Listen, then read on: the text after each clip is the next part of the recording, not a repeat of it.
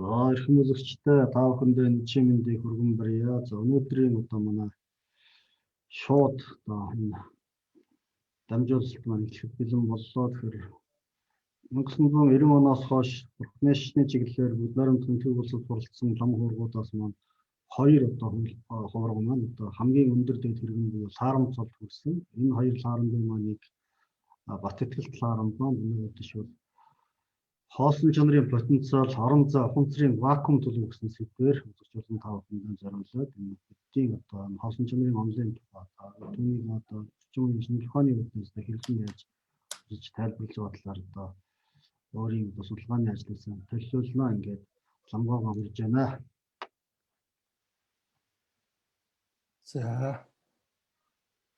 За юуны өмнө энэ нэвтрүүлгийг үзэн суугаа үзэгч та бүхнийхээ энэ өдрийн амар амгалан айлтгая. Тэгээд ер нь Buddha Production-аас надад төсөлд гаргасны дагуу би бол бас энэ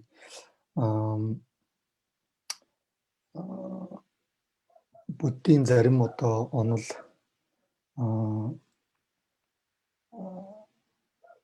аргачлалууд ер нь бас орчин үеийн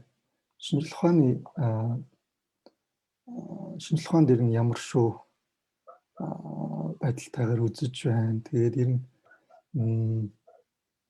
бас чухал ач холбогдол нь юу вэ? Ер нь орчин үеийн шинжлэх ухааны зарим онолтууд энэхүү манай уламжлалт бүдийн онолтой ер нь хэрхэн нийцж байна, хэрхэн уялдаа холбоотой байна гэдгийг бас жоохон сонирхуулъя гэж утсан. Магадгүй энийг сонирхдаг зарим хүн байгаа бах.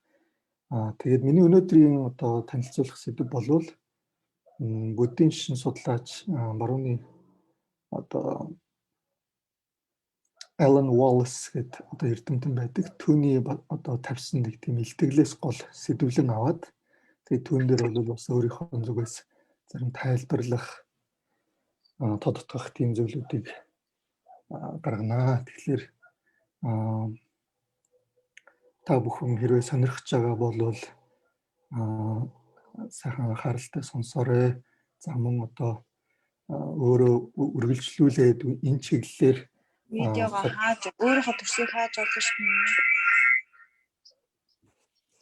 Ирээдүйд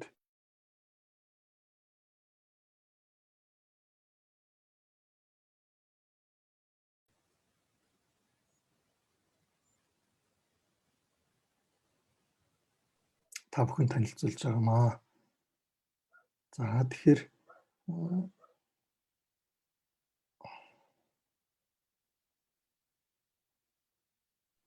тэгэхээр миний өнөөдрийн танилцуулах гэж байгаа сэдэв бол ерөнхийдөө хоосон чанар гэж юу гэдэг вэ? Хоосон чанар гэдгийн утга учир, чухал ач холбогдол нь юу? Хоосон чанарыг ер нь бясалгаж амьдралдаа хэрэгжүүлснээр ямар эерэг нөлөөтэй ер нь хүний тийм мэдгүй ухамсарын хоосон чанар өөрийнхөө ухамсарынхаа хоосон чанарыг танин мэдэх нь ямар чухал ач холбогдолтой. За мөн ер нь гадаад ертөнц манай дэлхийн ертөнцийн хоосон чанар хоосон орон зай талаар бас сонирхолтой тийм барууны судалгаа ололтууд ямар байна гэдэг талаар танилцуулъя гэж утсан. Ер нь энэ Alan Wallace бол энэ хоёрыг ерөнхийдөө харьцуулсан судалгаа гаргасан байгаа юм байна. Тэгэхээр бол юу гэж байгаа гэхээр ерөнхийдөө бол бүдийн бясалгалын шинжлэх ухаан бол хүний ухамсарын дотоод ертөнцийг судалдаг. Барууны шинжлэх ухаан бол гадаад ертөнцийг судалдаг гэсэн. Тэгэхээр ойрын 100-200 жилийн дотор бол зүүмээр болохоор энэ хүнийх нь утсан болохгүй байна уу? Сонсогдож байна уу? Тэгэхээр барууны шинжлэх ухаан бол маш хурдцтай хөгжиж дэлхийн ертөнцийн талаар бол шин ололт судалгаа хийж маш олон ололтыг одоо гаргасан байдаг. Тэгэхээр бол ер нь хоосон орон зай вакуум гэж юу байдаг вэ гэдэг талаар бол янз бүрийн судалгаа хийсэн байдаг. Тэгэхээр бол ер нь вакуум гэдгийг бол юу гэж тодорхойлсон байдаг вэ? Джеймс Максвелл юу гэж тодорхойлсон байдаг вэ гэхээр вакуум гэдэг нь бид одоо дотроос нь авч болох бүх зүйлээ авсны дараа савнд нь үлдэх хоосон зай юм аа гэсэн. Вакуум нь бол орон зай эзлэхүүний хамгийн бага энергийн төлөв байдлаар тодорхойлогддог гэсэн. Юуг арилгаж болох гэдэг нь мэдээж бол технологиос хамаарна. Мэдээж их үнэмлэхгүй вакуумд хүрэхэд бол мэдээж одоо хязгаарлалшгүй их энерги зарцуулах хэрэгтэй болно. Ерөнхийдөө бол вакуум нь бол өөрөө хэлбэр дүрсгүй боловч масс хэлбэрийн энергийн тохиргоог авч тодорхой хэлбэрийг агуулж болох бөгөөд үр дүнд нь бодит ертөнц гэж нэрлэгдэх зүйлийг бий болгодог гэсэн. Масс энергийн тохиргоо гэсэн хэллэг нь бидний эргэн тойронд байгаа бүх зүйлийг хэлнэ гэж. Вакуумын өдөөлтийг цөөрөм дээрх гадаргуугийн долгион шиг дүрсэлдэг. Сансартах хийсвэр талбайн хэмжигдэхүүний хэлбэлцэл яагаад орон зай бодит хэлбэлцэл биш вэ гэж. Бидний сонирхоод байгаа салбар бол бодис биш юм аа. Чухамхүү тэр бодис хаанаас үсээд байгаа тэр хоосон орон зай вакуум гэж байгаа юм тийм. Тэгэхээр энэ бол хийсвэр хэмжигдэхүүн. Маш хэрэгтэй хийсвэр хэмжигдэхүүн боловч физикийн хувьд хийсвэр хэмжигдэхүүн гэж үздэг. Физикийн хувьд бол хийсвэр хэмжигдэхүүн. Яг тэгэхээр яг тийм бодит масс байхгүй гэж үзэж байгаа тийм. Тиймээс масс энергийн тохиргоо нь хийсвэр хэмжигдэхүүний хоосон орон зайд хэлбэлцэл бөгөөд объектив бодит бодис бол хэлбэлцдэггүй гэж тийм. Зөвхөн нэг тийм одоо хийсвэр яриад байна тийм. Масс өөрөө заримдаа метафороор хөлдөөсөн энерги гэж нэрлэдэг. Ерөнхийдөө сүүлийн үед бол квантын одоо физик хөгжснөөр бол ер нь энерги гэдэг бол массыг ингээд задлчих юм бол энерги болчдөг. Энерги ингээд төвлөрүүлээд бөөгнөрүүлчих юм бол ер нь масс болчдөг гэж яриад байгаа. Тэгэхээр тэр одоо Эйнштейний алдартай тэнцэтгэл байдаг тийм. Энерги нь бол масс c² гэдэг. Нэмж дуртахад харьцангуй ерөнхий онолоор бол вакуумын хэлбэлцэлтэй масс нь хийсвэр шинж чанартай хэдий ч орон зай мөрөөлтөг үсэн.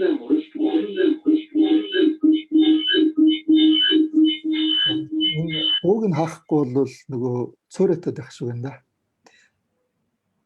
Байна уу? Байна. Ууг нь хаахгүй цөөрөтөд. Тийм байна. Хагаад яваад байгаа. Тэгэхээр харьцангуй ерөнхий онолоор бол вакуумын хэлбэлцэлтэй масс нь хийсвэр шинж чанартай. Гэсэн хэдий ч бол орон зайг мөрөөлөх чаддаг гэж тийм. Физик вакуум гэдэг нь бол маш хачин сонин зүйл. Тодорхойлсноор бол хийсвэрлийн хэлбэлцэл нь орон зайг мөрөөлөхөд хангалттай гэж. Хийсвэрийн хэлбэлцэл. Тэнд бол юу ч тийм масс эднэр байхгүй ч гэсэн орон зайг мөрөөлөхөд хангалттай. Гэхдээ орон зай бас тийм ч их бодиттой биш юм а гэсэн. Квант механикаас авч үзэхэд орон зайд виртуал бөөм тэгээд эсрэг бөөмүүд бол аяндаа вакуумаас гарan үсээд тэгээд тэнд X энерги нэмэхэд л жинхэнэ одоо жижиг бөөмүүд болдог гэсэн байна. Виртуал бөөм дээр энерги нэмэхэд урт наслалт нь хичнээн урт амьдрч чадах тэр наслалт нь бол тэдгээрийг бодит гэж нэрлэх одоо эрхийг олгодгоо гэсэн. Хэрвээ энерги нэмэхгүй бол тэрхүү виртуал одоо хэсгүүд нь буцаад вакуум руугаа уусдаг гэсэн. Энэ нь одоо шүлгүй бэлэн гонтой ажиллах гэсэн. Шүл хийчихэд бол нөгөө задраад ингээд одоо идэж болохгүй юм болчдөг тий. Гэхдээ ус нэмхийн оронд бол одоо ирч хүч энерги нэмдэг гэж тий. Тэгэхээр бол тийм хоосон орон зай яриад байна л да вакуум. Тэгэхээр бол ерөнхийдөө одоо хамгийн юмс үзэгдлийн одоо тэр нарийн тоосон цэрийн үндсэн хэсгүүд quark гэж тэр нь одоо нийлээд протон эднэр бүрдүүлдэг тийм одоо онол байгаа. Тэгэхээр тэр Хайзенбергийн одоо тодорхойл бус гэж онолоор бол ерөнхийдөө хамгийн үндсэн одоо тэр жишээлбэл электрон гэж үзэх юм бол хаана байгаа байршлыг нь тодорхойлохын тулд бол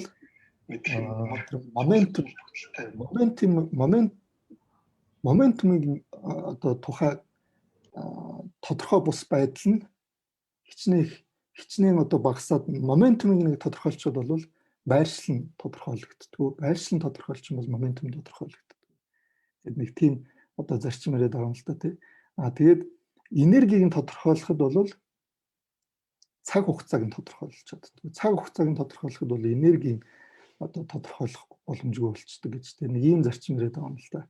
Тэгэхээр бол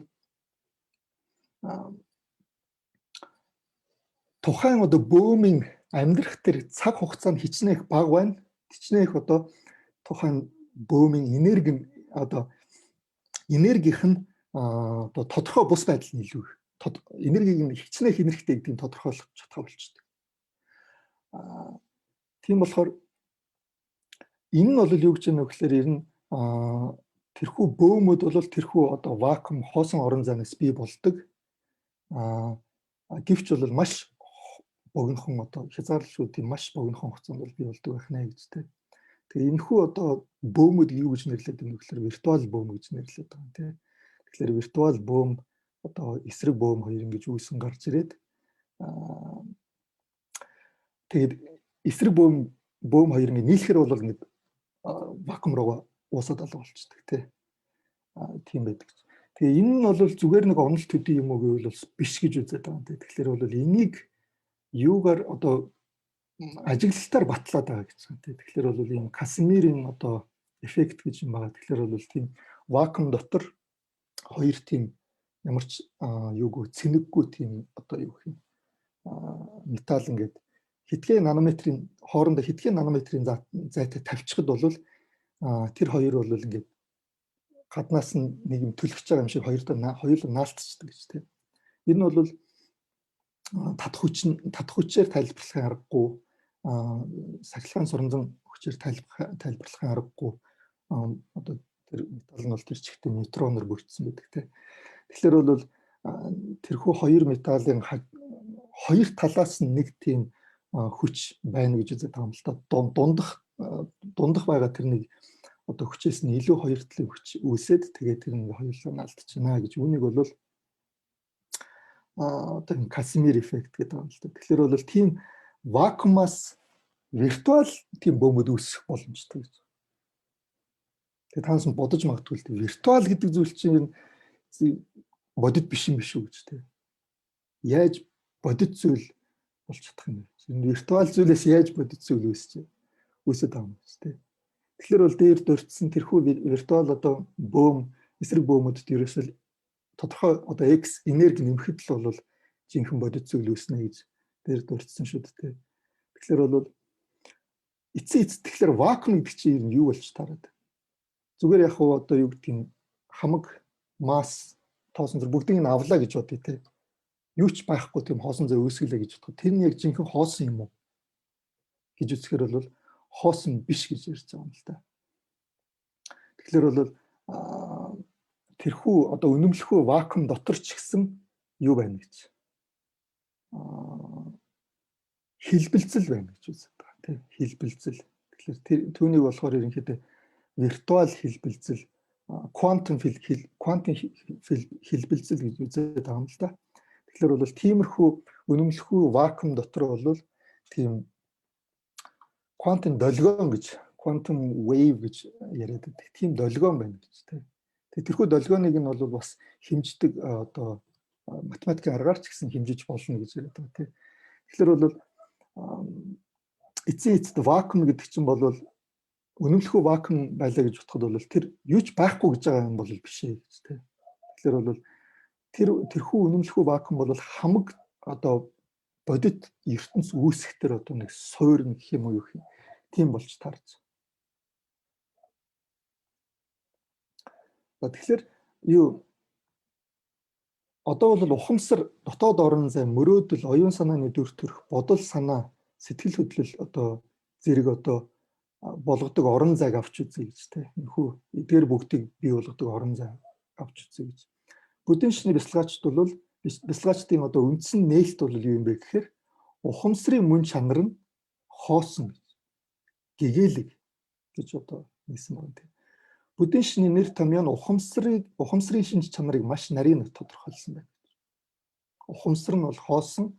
Учир нь энэ нь бол Учир нь энэ орон зай шиг бит бус те саний миний дурдсан тэр вакуум үнэмлэхүй вакуум шиг одоо бит бус үл мэдэгдэх зүйл юм аа гэсэн. Ухамсар нь тодорхой танин мэдхгүй эсвэл одоо мэдхгүй гэсэн утгаараа гэгэл юм аа гэж. Нэмж дурдахад ухамсар нь бол бүх хэлбэрээр илэрч болно. Физикээс дөнгөж сая сонссон шиг орон зай бас хэлбэртэй болдог.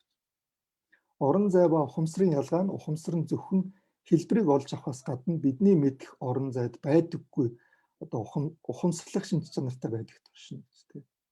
Хэрв та сэтгцийн төлөв байдалгүйгээр нүцгэн одоо цэвэр ухамсарыг ажиглаж чадвал энэ хоосон гэгэл гэдгийг одоо та мэдэх болно гэж. Ухамсарын одоо гэрэлтэлтийг харанхуй болгодог тэрхүү гэгээлэг чанарыг одоо бүрхээд байгаа. Харанхуй бүрхээд байгаа зүйл нь юу юм бэ гэхээр янз бүрийн одоо бодол, санаа, одоо томьёолол, төсөөлөл, сэтгцийн бүтээмэл дүр, бодонгуйрал, хөөрөл болон одоо оюун санааны хязгааргүй олон агуулгууд юм аа гэж тийм. Шинжлэх ухааны олон талаар авч үзэхэд байгалийн үзэгдлийг судлахад онцгой нөхцөл шаардлагатай байдаг. Ястгалын шинжлэх ухаанд бол ухамсарыг судлахад зайлшгүй урьдчилан нөхцөл нь бол үндсэн тэр вакуум төлөв рүү ашиглаж байгаа. Үндсэн төлөв буюу тэр ухамсарын вакуум төлөв рүү ашиглаж одоо орох явдал юм аа гэсэн.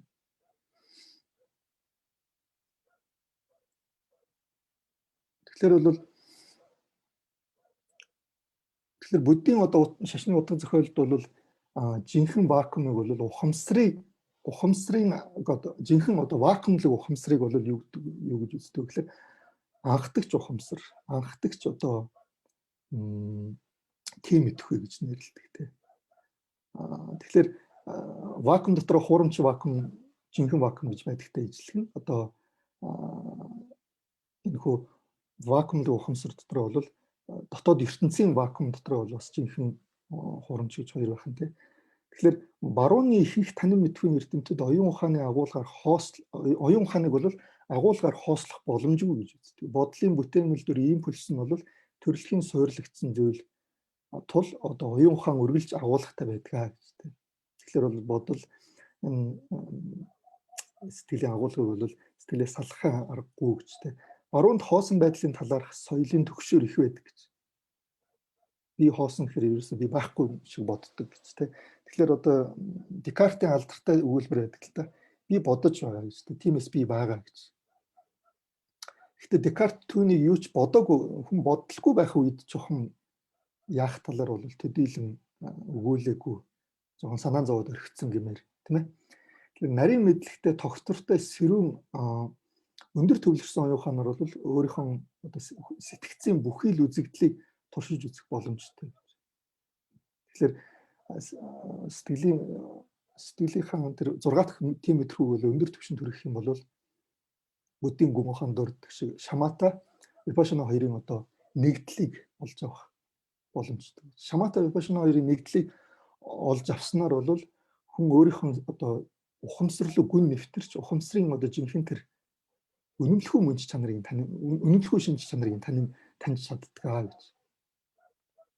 Энэхүү шинжилгээний анхан шатны хэрэгсэл бол юуны өмнө бол тэр бүх одоо сэтгэл дотор болоод байгаа тэр бодол одоо юу вэ? Бүх зүйлийг одоо намжаах гэж тийм. Өөрөөр хэлбэл тэр хуурамч вакуум руу орох гэж. Сэтгэлийн үйл явдал үүсгдэг чимээ шүүгэн одоо бүх тэр бохирдлуудаа арилгаад тийм хуурамч вакуум буюу тийм лаборатори руу орох гэж тийм. Эдгээр нөхцөлд бол аз жаргалт хүрэхийн оронд сэтгцийн үйл ажиллагааны мөн чанарыг илүү гүнзгий судалж үзэх боломжтой. Сэтгцийн үйл явдлууд хаанаас үүсдэг вэ? Буцаад юу руу уусдаг вэ? Ингэж шалгаж тодорхойлж болох сэтгэлийн мөн чанар гэж юу вэ? Тэгэхээр ажиглаад байгаа тэр сэтгэл нь өөрөө мөн чанар нь юу юм бэ? Энэ бол оюун санааны одоо орон зайн онтологийн шинжилгээ юм аа гэсэн. Буддийн бяцлагчид бол 2500 жилийн туршид оюун санааны мөн чанарыг судлахын тулд вакуум төлөвийг одоо ашиглаж ирсэн гэж тийм. Тэрхүү бодол одоо бүх юм ингэж намжаасан тийм байдлыг ашиглаж ирсэн гэж.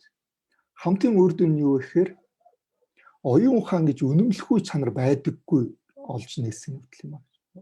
Оюун ухааны тэр жинхэнэ хоосон чанар буюу үнэмлэхүй одоо чанар байхгүй гэж тийм. Үнэмлэхүй бүтсэн чанар нь байхгүй гэдгийг нь олж мэдсэн явдал юм гэж. Тэрхүү чанарыг нь олоогүй байдал нь байдалд ухамсар нь ямар ч субъект объектын мэдрэмжгүй гэрэл гэгээлэг хоосон хоёрдмол бус байдалд одоо амардаг гэж тийм. Тэрхүү байдал руугаа ингэж тайтгардаг. Жинхэнэ одоо амарлингүйг амсдаг гэж тийм. Тэгэхээр өөрийнхөө тэр ухамсарынхаа жинхэнэ тэр үнэмлэхгүй хоосон чанарыг ингээд ухаарад тэрэн дээрээ ингээд тогтчиход бол яадаг вэ гэхээр тэрлэг амраад түүнээс асар их тийм гүн гүнзгий тайвшрал мэдэрдэг гэж тийм. Тэгээ энийг л бол жинхэнэ одоо амарлингуй юм аа гэж тийм. Энэ бол ухамсарын туйлын вакуум бөгөөд энэ нь орон зай, цаг хугацаа, оюун ухаан, матери гэх мэт одоо ямар ч тийм томьёолол төсөөллийн одоо байгууламжаас бүр мөсөн ангид гэж тийм. Тэр ч байтугай оршихгүй эс оршихгүй тийм ойлголт ч байхгүй. Энэ байдалд аз жаргал, гэрэлтэх байдал, томьёололгүй байдал нь одоо ялгахдахгүй гэж тийм. Гаднах орон зайн одоо жинхэнэ вакуум шиг ухамсарын жинхэнэ вакуум нь бол төгс тэгш хэмээн нэг юм аа гэж. Учир нь бол энэ нь хязгаарлагдмал бус цаг хугацаанаас ангид нэгэн жигд дотоод ялгуурлалгүй байдаг гэж. Тэгэхээр бол чухам энэхүү жинхэнэ одоо вакуумыг л бол хоосон чанар гэдэг юм л да тийм. Гэгэн гэрэл гэж яриад байгаа тийм. Тэгээ тэрхүү хоосон чанарыг таниад гэгэн гэрлэгээ таньчих юм бол өөрөөр хэлбэл тэр бүх одоо бидний амьдрал тутамд тохиолдоод байдаг бүхэл тэр нөгөө айдас одоо юу гэдгийг сөрөг сэтгцийн одоо үйлдэлүүд бол бүгд аяндаа ингээд байхгүй тэр хоосон агаар руугаа уусна гэж байгаа юм л да. Тэгэхээр бол бурхан багш бол энэхүү хоосон одоо вакуумыг одоо жинхэнэ олж мэдсэн юм байна. Тэгэхээр бол бурхан багш бол зөвхөн энийг одоо үнэмлэхүй мөн чанарыг бол зөвхөн мэдлэгийн тухайд бол олох гэж зориогүй. Ер нь бол бурхан багш бол мэдлэг олох гэж бол үнний эрэлт гараагүй. Үннийг жинхнээр танин мэдээд чухам тэрхүү үннээр яаж энэ одоо сэтгэлийнхэн зовлон яаж тайлж болох вэ? Тийм ээ. Энэхүү одоо бүхэл сэтгэл тохиолдоод байгаа бүх тэр одоо савнгийн дуурьтай одоо орчлонгийн савнгийн дуурь энэхүү савнгийн дуурийг яаж одоо энэхүү савнгийн дуурайас ангижирч болох вэ? Энэний тухайд л бол үнний эрэлт гарсан л да. Тэгээд үн одоо жинхэнэ үннийг таньж мэдээд тэрхүү жинхэнэ үнэн дээрээ ингээд гүн гүнзгий нэвтэрчихэд бол үнэхээр тэр оюун ухааны бүх тэр нөгөө айдас зүдгөр одоо юу гэдэг бүх тэр зүйл нь бол арилж болд юм байна. Буцаад тэр нөгөө дээр дурдсанчлан үнэмлэхүй вакуум байлаа гэж бодоход нөгөө бөөм эсрэг бөөмүүд нь хэрвээ түүн дээр энерги нэмэхгүй бол буцаад нөгөө вакуум руугаа одоо уусан алга болтогтой ижилхэн яг ижилхэн шүү дээ. Тэгэхээр бол бид нар хамгийн гол нь юунаас болоод зовоод юунаас болоод сэтгэл төгшөөд юунаас болоод тэр нэг айдас бидэнд байнга байж идэх гэхээр ерөөсөө бид нар өөрийн тэр тийм мэдхүү ухамсар за тэгээд тэрхүү тийм мэдхүү ухамсар дээр суурилсан одоо би гэдэг нэг юм байна тийм. Би гэдэг зүйлийг тойрол ингээл эргэлдээл тэр нь яачих вэ? Тэр нь одоо зовчих уу яачих уу гээл ингээл тэрэн дээр ингээд эргэлдээл тойрогдоод байгаа юм л та. Тэгэхээр би гэдэг зүйлийг задлан шинжилээд үзэх хэрэгтэй гэж байна. За юуны өмнө бол зүгээр би гэдэг чухам юу вэ? Би гэдэг ер нь юу юм бэ гэд авч үзэхэд бол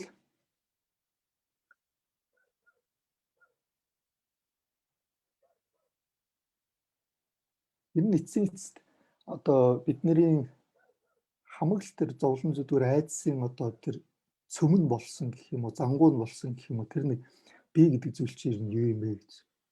Тэгэхээр энэ дээр бол бас нэг барууны эрдэмтдийн хийсэн зарим нэгэн тийм судалгаанууд байна л да. Тэгэхээр бол академик сэтгэл судлалууд удаан хугацааны туршид одоо хар хайрцаг гэж нэрлэг одоо хар хайрцаг зан авирын дүгнэлт нөлөөлж би гэдгийн одоо оюуны төсөөллийн талаарх асуултуудыг орхигдуулсан байдаг гэж тэ. Гэвч бол 1960-ад оны ихэнх үед сэтгэл зүйчд бол хүний мөн чанарыг танин мэдхэд чиглэсэн тэрхүү хар хайрцагны буюу барууны Америкийн Скиннер гэдэг эрдэмтний үүсгэн байгуулсан тийм өдөөлт хариу арга хэмжээний тийм нэг онол байдаг л та. Тэрний арга барилаа хүний зан авирыг тайлбарлах тийм нэг онол байдаг. Тэр нь бол тэрүүгээр бүх зүйлийг тайлбарлаж болохгүй юм байна. Тэрхүү арга барил нь бол ер нь хязгаарлагдмал юм байна гэдгийг олж мэдсэн байгаа. Тэгээ түүнээс ахуулаад бол ер нь би гэдэг зүйл ер нь юу юм бэ? Би гэдэг нь бол айжмаар сэтгэл судлалын голсуудын байр суурь олж авсан байгаа юм л та. Тэгэхээр би гэж тодорхойлж болох ганц механизм харахын оронд бид асуудлыг хэсэгчлэн хуваагаад бүрэлдэхүүн хэсэг тус бүрийг нь судалж бие биетэйгээ хэрхэн харьцаж байгааг асууж үзэх хэрэгтэй болов уу гэж нэг судлаач дэвшүүлсэн байгаа. Тэгэхээр үүнээс гадна олон тооны нотлогоонууд бол энд л чухам бие байрладаг гэж зааж чадах тийм тархины нэгч бүс байхгүйг харуулж байна гэж тийм. Шинжлэх тусам бол би гэдэг зүйл бол ер нь төвөрлөгдсөн ирээвэр хураавар тийм пастишэ мэт юм шиг санагдах нь улам бүр нэмэгдэх болно. Энэ бол тархины болон бие махбодын доторх болон гаднах асар их үүсвэрээс өгөгдөх хагуулгаар дүүрэн гисэн хэрнээ салгаж болох процессудаас бүрддэг гэж. Энэ эцэст бие гэдэг чинь ер нь маш олон хэсгүүдээс бүрдсэн ирээвэр хураавар буйны сэтгэл, нүглийн сэтгэл янз бүрийн юмас ингээд бүрдсэн зүгээр тэрэн дээр ингээд тэр бүгдээр суурилсан нэг бие гэсэн нэг тийм нэрийдлүүдийн юм яриад байгаа юм л та. Тэгэхээр бол тус бүрийг нь салгаж болох процессудаас бүрдсэн байна гэж. Тэгэхээр сүүлийн үеийн судалгаанаас харахад бие гэдэг нь бол хоорондоо холбоотой гэхдээ салгаж болох үйл явц агуулгатай олон зүйл болохыг харуулж байна. Тэгэхээр судлаач Клейн болон түүний хамтран ажиллагдсан учирласанчлан бие гэж тодорхойлж болох үс нэгдмэл тийм нэгдлийг хайж болохын оронд асуудлыг хуваагаад биеийн хэсгүүдийг тусад нь судалж тэдгээр нь өөр хоорондоо харилцан уялдаж нэгдмэл мэд сэтгэгдэл хэрхэн үүсгдэг тухай асуух хэрэгтэй гэсэн байна. Тэгэхээр ерөөсөө бие гэдэг тийм нэгдмэл тогтвор тийм зүйл байхгүй гэж яриад байгаа юм л та.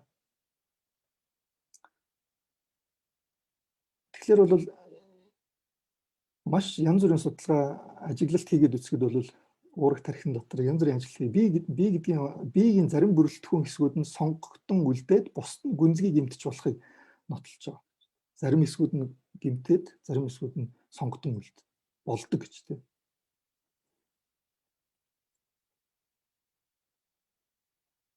Тэгэхээр орчин үеийн хэтийн төлөв бол тархин оюун ухааныг идэвхжүүлдэг. За энэ ч яах вэ? Тэгэхээр бол ер нь эцэст тэр бидний санааг зовоогоод байгаа тэр бие гэдэг зүйл чинь ер нь ямар процесс, ямар системүүдээс бүрддэг юм бэ гэд ажиглаад үзэхэд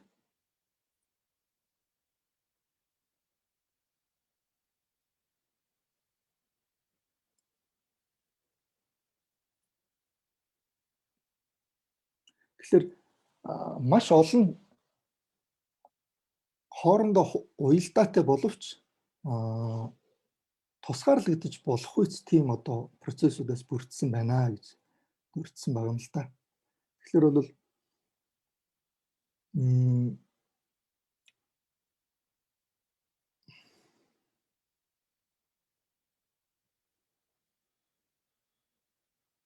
тэгэхээр биеийн олон талт байдал бол биеийн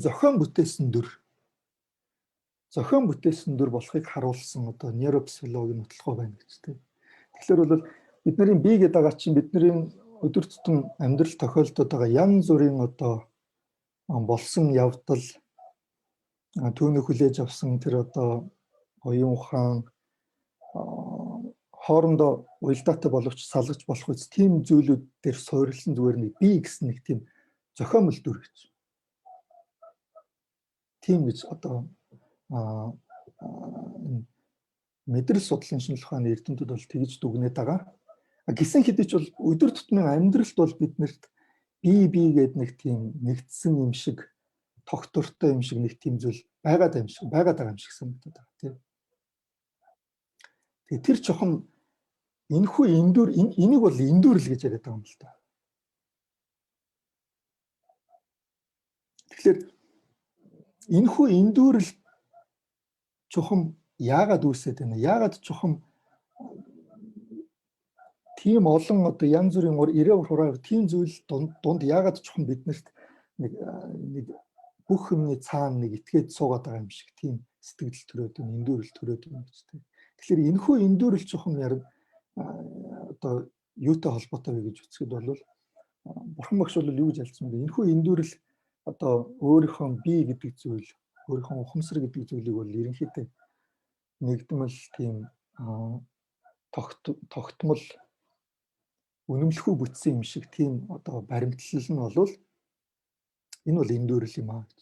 Чухам энэ л бол хамаг зовлонгийн тэр зангилаас олчод байна гэж тэгж үзээд байгаа юм л да. Тэгээ энэхүү зангилаас ангижрахын тулд бол өөрөөр хэлбэл бид нар яах хэрэгтэй болж байгаа юм гэхээр бид нар өөрийн бие болон одоо ухамсар тэгээ эргэн тойрон байгаа энэхүү ертөнцийг ер нь задлан шинжилгээ хийх хэрэгтэй болж байгаа. Энэхүү задлан шинжилгээ хийгээд энэхүү бие болон эргэн тойронд байгаа ертөнцийнхаа тухай задлан шинжилгээ хийснээр бид нэр одоо жинхэнэ тэр гүн амирлангүйг олж чаддгийм байна гэдгийг бурхан багш олж мэдсэн байна л да. Тэгэхээр одоо дээр дурдсан хоосон чанарын тэр бясалгал ер нь ямар чухал ач холбогдолтой юм бэ гэж тийм. Хоосон чанарын бясалгал ямар ач холбогдолтой юм бэ? Тэгээ тэр тал дээр бол 2500 жилийн турш бол буддийн янз бүрийн одоо том бясалгачид лам нар бол маш их туршлага хоригдлуулсан байдаг. Маш их одоо ном зохиод бурхан багшийн одоо судраас ахуулаад ингээд айлцсан байдаг. Тэгэхээр бол эцсийн эцэст тэрхүү хоосон чанарыг бясалгаж ижил энэхүү одоо ертөнцөөс ангижирч болох юм байна гэдгийг бол харуулсан байна л да. Тэгэхээр бас энэхүү хоосон чанарын бясалгалын талаар бас нэг тийм судалгаа хийсэн байдаг. Тэрийг бас та бүхэнд жоохон цохос дурдчихъя гэж бодсон. Тэгэхээр бол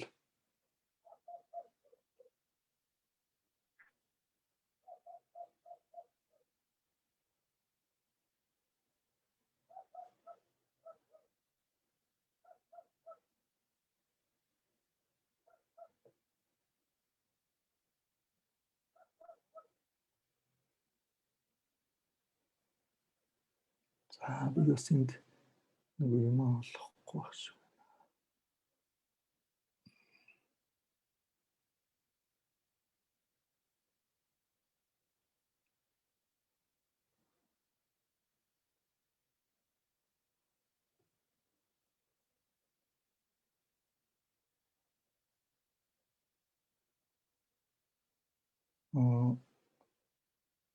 Уучлаарай энэ юу видео нь алга болчихоо яач вэ?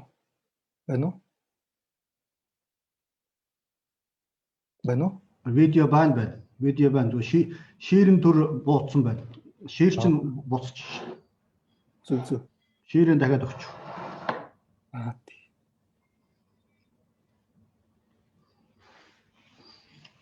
За үзэгчдээ та бүхэндээ хандаад хэлгээд ярьж байх дундуур нөө зүүмээр холбохоор ярианд цаад болоод байгаа учраас нэмж хүн авах боломжгүй байна шүү. Шууд Будда продакшн пэйж хуудасаар сонсож болно. Комментээр мөн одоо асуух асуултуудаа явуулж болно.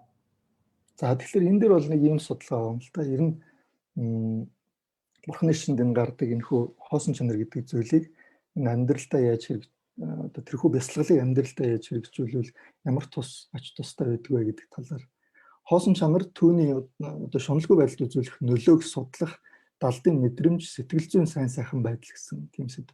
Дэвшилтэд бясалгаач нар хийсэн тоон болон чанарын судалгаа гэдэг.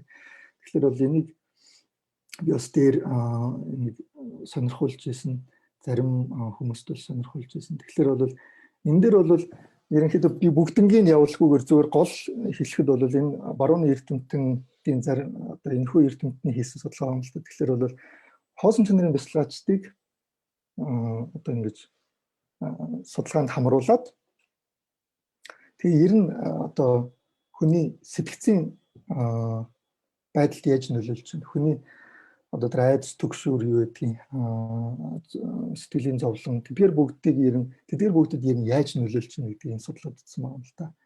Тэгэхээр бол ерөнхийдөө нэг ийм онол гаргасан ба онтологийн донтолтын онол гэж тэ. Тэгэхээр дээр миний дурдсанчлан би гэдэг зүйл чинь ер нь тэнд байж ах хэвээр үнэмлэхүй бүтсэн одоо тийм би даасан тийм одоо би гэдэг зүйл байгаа гэж тийм нэг одоо итгэл үнэмшил бид нөр өөрөөсөө төрүүлсэн байгаа юм л та. Тэгэхээр тэрхүү итгэл үнэмшлээсээ болоод бид нар бол тэрхүү би гэдэг зүйлтэй асар ихээр одоо шундаг тийм. Тэгэхээр тэрхүү би гэдэг зүйлтэй шунахын зэрэгцээ яадаг вэ гэхээр зэрэг шууд айдас төрдөг. Тэрхүү одоо би даасан одоо тэрхүү би гэдэг зүйл маань яачих бол гэдэг айдас төрдөг тийм. Тэгээд тэрхүү айдас чинь ерөөсө хамаг зовлонгийн тэр юм шалтгаан болж байна гэж тийм. Тэр энийг л бол одоо онтологийн донтолтын онол гэдэг энэ хүү эрдэмтэд нэрлэлсэн байгаа юм л да. Тэгэхээр онтологийн донтолт нь бол танин битгий болон зан явдлын таарамжгүй үйл явцын суур шалтгаан болсон гэж тийм. Яагаад гэж байгаа юм бэ гэхээр энэ бол угаасаа би болсон би даасан би гэдэг зүйл байна гэж тийм. Тийм алдаатай гүн үндэслэгдсэн итгэл үнэмшлээс одоо татгалзах чадахгүй байгаа тэр юуг л онтологийн донтолт гэж яриад байгаа юм л да. Тэгэхээр тийм одоо итгэл үнэмшлээс үүдэлтэй үйл ажиллагааны алдагдлаас татгалзах одоо хүсэлгүй байдлыг хэлж байгаа юм шүү дээ. Түүнээс болоод бид нэр одоо өөрийнхөө тухай байж боломгүй тийм одоо итгэл үнэмшлийн тогтолцоог бүрдүүлж байдаг гэж тийм. Тэгэхээр бол энэ дээр ингэсэн байгаа юм л да. Онтологийн донтолтын онол бол хүн төрөлхтөн өөрсдийн оршин тогтнох сэтгэлгээний талаар байж боломгүй итгэл үнэмшил төрүүлэх хандлагатай байдаг бөгөөд түүнээсээ болоод эдгээр итгэл үнэмшлийн донтуулагч болоод үйл ажиллагааны алдагдал сэтгцийн өвчнөд нэрвэгдсэн гэсэн сэтгэл зүйн одоо эмгэг судалгааны шинэ метафиз загвар гэж байна л да. Тэгэхээр бол үүнийг хэлээд байгаа. Тэгэхээр бол энэ нь бол дээр миний дурдсан тэр нэг хамаг айдас төгшөөр бүх зүйлийн тэр сэтгэлийн зовлонгийн бүх одоо сэтгэлийн зовлонгийн тэр язоор нь тэндээ байгаа юм гэж тийм. Би гэдэг өөрийнхөө тухай бид нар ерөөсөө эндүрэлтэй гэж. Би гэдэг зүйлийн талаар тухай эндүрэлтэй байна. Тэр ухамсар гэдэг зүйлийн хоосон чанарыг тань чадахгүйгээс болоод л ийм үсэд. Танаас зүгээр төсөөлөд үзэлтэй. Би гэдэг зүйл чинь хоосон дээр дурдсан хоосон гэгээлэг мөн чанартай. Ерөөсөө өөрийн зүгээс бүтсэн зүйл гэж байхгүй. Тийм зүйлд шунах ямар одоо утга байна гэж танаас бодоод үзсэн бол одоо төсөөлж чадах байх. Тэгэхээр бол би гэдэг зүйл тэрхүү ухамсар гэдэг зүйлийг л хоосон буюу өөрийн зүгээс бүтээгүй гэдгийг л ухаарах гэж байна л та тийм. Тэгээ тэрийг ухаараа түүн дээр бяцлах юм бол ямар үр дүнд хүрнэ гэдгийг л энэхүү судалгаагаар гаргасан байгаа. Тэгэхээр бол энэхүү судалгаан дээр бол 20 хэдэн хүнийг хамруулсан. Яг маш бага хэмжээний хүнийг хамруулсан тийм судалгаа байлаа. Гэхдээ бол ерөнхийдөө үр дүн нь бол маш одоо бас эерэг гарсан байна гэж ярьж байна. Тэгэхээр бол энэхүү судалгаагаар бол хоосон чанарын тухай бас ойлголт авсан хүмүүс ингээд хоосон чанар дээр төвлөрөөд ингээд бяцлал хийхэд бол сэтгэлд нь ямар өөрчлөлт гарч ийн гэдгийг хэмжсэн байгаа юм л да. Хэмжээд тэгээд бол маш тийм эерэг үр дүн гарсан гэж ярьж байна. Ерөнхийдөө бол оролцогчдын тэр репорт хийж байгаагаар бол одоо маш сэтгэл нь бол тайвширсан, өргөн оюун ухаантай, алсан хараатай, одоо бүх нийтийн оюун ухаантай, дээдийн хараатай гэсэн одоо тийм янз бүрийн юм ярьсан байна л да. Тэгэхээр бол энэхүү бас судалгааг хэдий бол энэ маш анхаарчны судалгаатай, ер нь бол баг энэ талаар бол хийсэн судалгаа бол их олон байдаггүй. Гэхдээ энэ судалгаа бол юу онцлогтой юм бэ гэхээр хоосон чанарын бяцлаглыг mindfulness бяцлал одоо тэр санамж сэрэмж дээр суурилсан чамайг нэршагийн юм гэж байгаа юм л та. Тэрэн дээр тэрхүү бяцлагтай харьцуулсан судалгаа байна л та. Тэгэхээр бол ер нь хүний оюун ухааныг бол mindfulness meditation одоо тэр санамж сэрэмжийн бяцлаглаар бол хүний оюун ухааныг тайвшруулж болдог, стрессээ тайвшруулж болдог, айдас зүйдсийг бол ингээд тодорхой хэмжээнд ингэж дарж чадж байна гэдгийг бол маш олон судалгаагаар гаргасан байдаг. Тэрийг бол бараг дурдчихгүй ер нь интернетээр харахад л бол бараг хайхад л бол гараад ирнэ. Гэвч бол энэ хоосон чанарын бяцлал бол ямар ач тустай байд юм гэдэг тал дээр бол төдийлөн өдөө хүртэл бол судалгаа хийгдэггүй ирсэн байдаг. Тэгэхээр бол энэхүү судалгаа нь бол тэр mindfulness бяцлаглалын нөлөө тэгээд энэ хоосон чанарын бяцлаглалын нөлөө хоёрыг харьцуулсан судалгаа. Тэгээд харьцуулаад эцгэд бол энэ хоосон чанарын бяцлал бол хүний тэр бие гэдэг зүйлдээ шунсан шунлыг бол харьцангуй илүү одоо багасгаж дарж чадж байна гэдгийг нь бол одоо харуулсан байгаа юм л та. Тэгэхээр бол танаас бас энийг сонирхож үзвэл бас тустай байх гэж бодсон үднээс танаас энийг бас танилцуулж гэж утсан. Тэгэхээр бол эцсийн эцэст хэлэхэд бол бид нэр яагаад чухам энэхүү орчлонгийн одоо савнгийн дуурд ингэж тоглоод байна вэ? Яагаад энэ орчлонгийн хүрдийг ингэж эргүүлээд дотор нь ингэж зовоод ингэж эргэлдээд байна вэ гэхээр ерөөсө бид нар бие болон орчин тойрон ертөнцийн тухай буруу ойлголттой байгаа юм гэж тийм. Үнэмлэхүү бүтцсэн юм шиг. Өөрийн зүгээс бүтцсэн юм шиг. Бие даан бүтцсэн юм шиг. Тийм зүйл байгаа юм шиг ингээд бид нэр өдөр тутмын амьдралдаа төсөөлөд байгаа юм л та. Тэгэхээр энэхүү эндүрэл маань чухам хамаг юмны айдас зүдгүүр юу язаар нь болчиход байна гэж тийм. Тэгэхээр эннээсээ л ангиж. Тэгэхээр бяцлаглалын үүднээс бол энийг олж болдгийм байна гэдгийг нь бурхан багшараас орчин үеийн одоо эрдэмтэд бол энийг энэ нөгөө гадны байгаль ертөнцийн тэр янз бүрийн судалгаа хийснээр бол энэ эцсийн эцэст энэ бүх юм чинь бие даан бүтсэн зүйл байхгүй байна. Ерөөсөл мөн чанараараа хоосон байна гэдгийг нь бол бас нэлээд ойлгоод байх шүү. Тэгэхээр бол саяны төрөний одоо миний дурдсан одоо виртуал тоосонсор, виртуал бөөм гэдэг юм гарч ирээд тэгээд тэр нь ингээд нэг энерги нэмчихэд ингээд бодит ертөнц бий болоод тэгээд буцаад тэр хоосон вакуум руугаа уусан алга болт юм байна гэж ирээд. Тэгэхээр эцсийн эцэд бол материалын ертөнц бол вакуум эцсийн эцэд бол хэрвээ байхгүй болоо гэж бодоход бол тэрхүү вакуум руугаа уусан шингэнэ гэжтэй.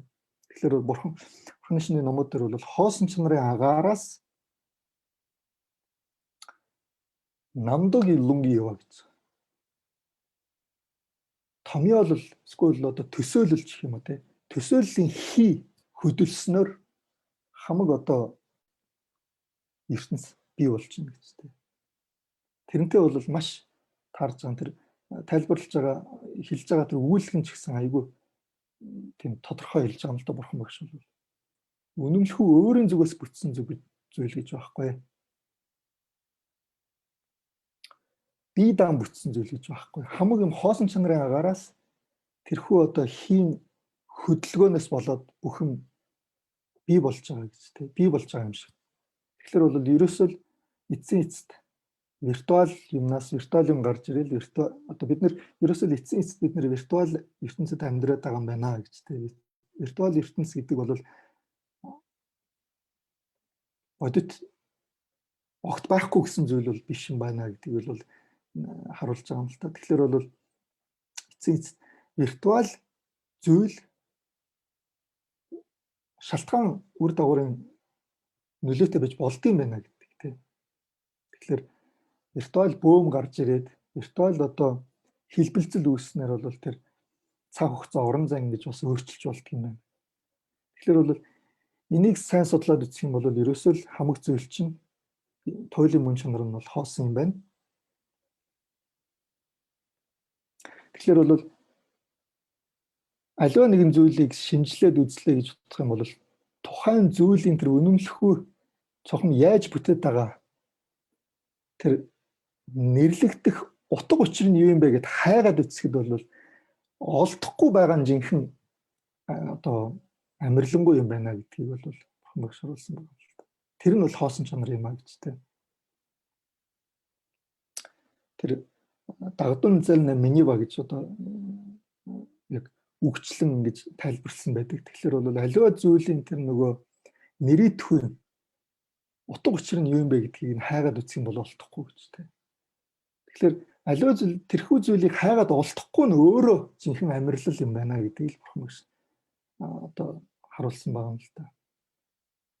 Тэгэхээр бол бурхны шин гэдэг бол ерөөсөө аливаа нэгэн тэгэхээр бурхны шин гэдэг бол аливаа нэг юм олж авахаасаа илүү аливаа баахан зүйлийг гээхийг хэлж байгаа тийм.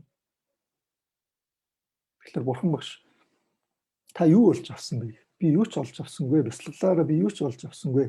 Гэхдээ маш олон зүйлийг гэлээ гэж ярьсан.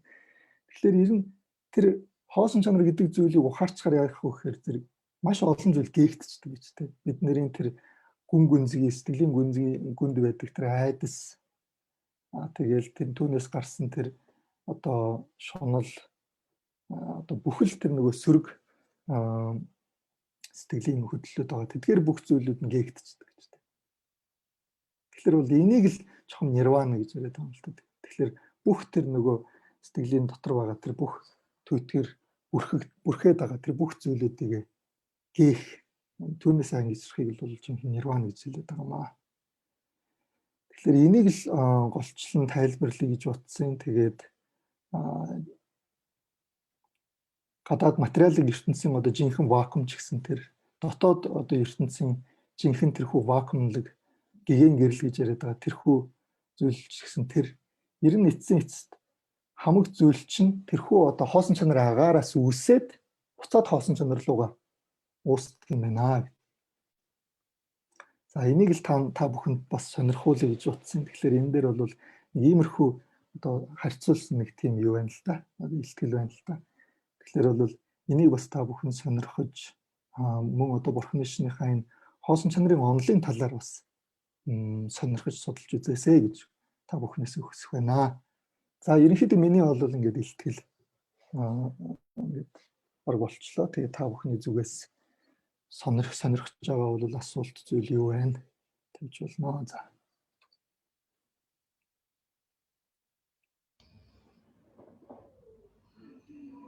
За баярлалаа. Мерсер асуултууд ирж явах шиг байна. Би энэ юуны чат руу шууд тавиа да.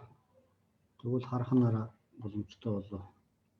За энэ Zoom-ийн нэг асуудал нь нөгөө төхөөг бодвол бас жоохон юу юм аа.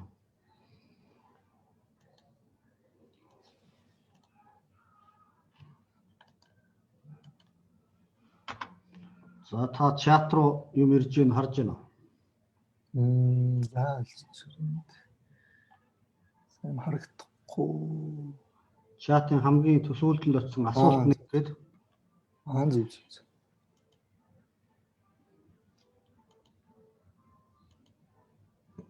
Quark-ын талаар ярьж байна тий. Тэгэхээр бол тэр нөгөө ерөнхийдөө тэр бүх тоос одоо бөөм тоосон цэрийн нөгөө үндсэн тэр нөгөө fundamental particle гэж яриад байгаа тэр үндсэн бөөмүүдийг бас ингээд судлаад янз бүрийн сонирхолтой зүйлүүд гаргасан байгаа юм л та. Тэгэхээр бол ерөнхийдөө аливаа тэр нөгөө партиклууд нь бүгдээрээ нөгөө өөрийн эсрэг нөгөө бөөмүүдтэй байдаг. Тэгээ эсрэг бөөм тэгээ бөөм хоёр нийлэхээр юу ч уусаад алга болчдөг. Тэгээд тэрхүү вакуум хоосон чанарын агаараас тэр виртуал бөөмүүд нь бий болонгууд түүн дээр нэг X энерги нэмж өгөхөд л тэр нь бодит ертөнц болно гэж тэгж одоо квантын физикчд яриад байгаа юм л та. Тэгэхээр тэрхүү энергийн чухам юу вэ гэдэг тал дээр бол бас төдийлөн тодорхой болсон. Гэхдээ ерөнхийдөө юу яриад байна гэхээр тэрхүү үнэмлэхүй вакуум дотор бол огт байхгүй огт юу ч байхгүй бол биш. Тэнд бол нөгөө нэг юу квантын хэлбэлцэл явагдаад байна гэж тийм. Тэгээд одоо бөөм юу квантын хэлбэлцэл явагдаад байна гэж. Тэгээд тэрхүү хэлбэлцэл нь бол юу юм бэ гэхээр зүгээр цэвэр юу гэж. Цэвэр магадлал гэх юм л да. Ерөөсө зүгээр магадлалын долгион гэж яриад байна. Probability way гэж яриад байна. Тэгэхээр тэрхүү магадлалын зөвхөн цэвэр магадлалын долгионоос л ингээл аянда юм бий болол тэгэл бодит ертөнцийн үүсэж гэнэ гэж тийм онол гаргаад байгаа юм л да. Тэгээд тэр чухам энерги чухам тэр үүлийн үрийн энерги байх үгүй гэдэг нь бол мэдээж бол барууны ертөнцид бол түүнийг төдийлөн гаргаагүй байгаа. Зүгээр яг бурхны шний онолоос авч үзэх юм бол ерөнхийдөө дээр миний дурдсан хоосон чанарын агаараас тэр нөгөө хин хөдөлгөөн гэж яриад байгаа юм л да. Намдугийн лүм гэж яриад байгаа тийм. Намдугийн лүм хөдлөнгүүтэл бүх ертөнц одоо үүсэн гарч ирнэ гэж. Тэгэхээр магадгүй тэр намдугийн лүм гэж яриад байгаа тэр нэг бодлын хий гэх юм уу эсвэл одоо томьёоллын хийж гэх юм нэг тийм түүний хөдлийн үүднээс л ингээл бүхэн бий болж байна. Тэгэхээр бол хоосон чанарын тухай бурхан багш юу гэж дурдсан гэдэг тэгэхээр үнэмлэхүү бүтсэн зүйл гэж байхгүй, өөрийн зүгээс бүтсэн зүйл гэж байхгүй, бүх зүйл чинь томьёоллын эрхээр бий болоод байгаа юм байна гэж. Одоо би дагцсан гэж яриад байгаа юм л та. Тэгэхээр нэрийдлийн эрхээр бий бол зүгээр л нэр өгсөн төдийн эрхээр гэж бий болж гарч ирээд байна гэж. Тэгэхээр магадгүй одоо тэр намдугийн лүм гэж яриад байгаа тэр нь одоо тэрийг нэмчихэд л одоо жинхэнэ бодит ертөнц бий болж байгаа юм уу гэмээр тийм ээ. Тэгэхдээ бол энийг та бүхэн бас улам наривчлан судалж үзээрэй. Ерөнхийдөө бол нэг иймэрхүү байна.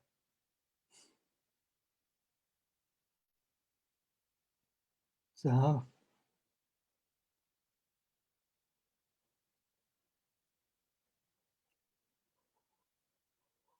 өөр ямар асуултууд байна?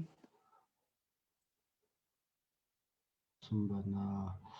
Хоосон чанарыг оноход буян их хураах ёстой байд гэдэг та үүнийг яагаад тийм байдаг тухай тайлбарлаж болох уу гэж харж байна уу? За юуны өмнө бол хоосон чанар гэдэг бол маш гүн гүнзгий зүйлтэй. Ер нь бол ингийн хүмүүс бол төдийлөн түүнийг бас бараг сонирхдагчгүй, судалдагчгүй, шинжилдэгчгүй. Тэгэхээр юуны өмнө бол хоосон чанар гэдэг зүйлийг юуны өмнө бол сонирхол төрөх ёстой. Ер нь аливаа юмс үзэгдлийг зүгээр гаднах дүр төрхөөр нь дүгнэх биш. Ер нь гүн гүнзгий туйлын мөн чанарыг нь олж мэдээ гэсэн тийм туршил байх ёстой тийм одоо бэлэг бэлгүүн байх ёстой. Бэлэг бэлгүүний хүч чадал байх ёстой. Тэрхүү тийм одоо бэлэг бэлгүүний хүч чадалтай байж хоосон чанарыг олно гэж. Тэгэхээр хоосон чанарыг гэдэг бол маш гүн гүнзгий одоо хамаг юмс үзэгдлийн одоо үнэмлэхүү мөн чанар учраас одоо олоход тийм амаргүй тийм ээ. Гэхдээ бол зүгээр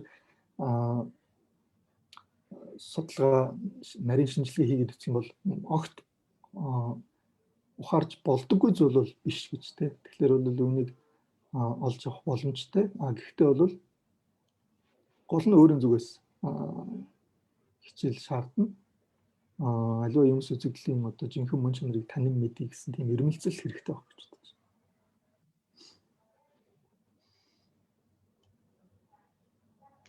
За дараагийн асуулт харж байна. Хоосон чанарын бяцлаглыг яаж хийх талаар практик зөвлөгөө өгч болох уу гэсэн байна. Тийм. За тэгэхээр юуны өмнө бол зүгээр хоосон чанар гэдэг юу юм бэ гэсэн нэг ойлголт авах нь чухал гэдэг. Энэ нь бол зүгээр суугаад өөрийнхөө сэтгэлийг бол шинжилээд олох бол бас тийм хэцүү, тийм амаргүй. Тэгэхээр бол зүгээр ер нь хоосон чанар гэж юу юм бэ? Ер нь юмс үзэгдлээ яаж бүтээд байгаа юм бэ гэдэг талаар ойлголт аваад тэгээд тэрийг хамгийн гол нь юу одоо ашиглаж бяцлах вэ гэхээр ерөөсөө тэр шамата випашана хоёрыг барилдуулж бяцлах гэдэг юм л та. Тэгэхээр юуны өмнө бол сэтгэлээ тогтоох нь чухал. Шамата бяцлах гэдэг юм. Тэгэхээр бол тэр тогтож чадахгүй байгаас тэнээд байгаа тэрхүү сэтгэлээ юуны өмнө нэгэн үзүүрт төвлөрүүлж сурах хэрэгтэй. Тэгснээр бол энэ сэтгэл бол маш асар их одоо хүч чадлыг олж чаддаг те. Нэгэсэндээ бол энерги төвлөрүүлж байгаа гэсэн үг. Тэгэхээр нэгэн үзүүрт төвлөрүүлж сурах бяцлал юуны өмнө хийгээд. Тэгээд дараа нь бол тэрхүү Випашана буюу одоо тэр юмыг ажиглах ёслол гэдэг юм л да. Яг жинхэнэ үнэмшилтэйгээр ажиглаад бясалгаад байх юм бол тэр нь жинхэнэ нөгөө сэтгэл тогтоох сэтгэлийн одоо тэр амар амгалан голох одоо шалтгаан болж өгдөг ч тийм. Тэгэхээр тэр нэгэн үгээр хэлэх юм бол Шамата Випашана хоёрын хослон барилдуулснаар бол тэр хоосон чанарын бясалгал хийгээд одоо нирваны дүрийг олж болтгоо гэж бол бурхан багш айлтсан байдаг.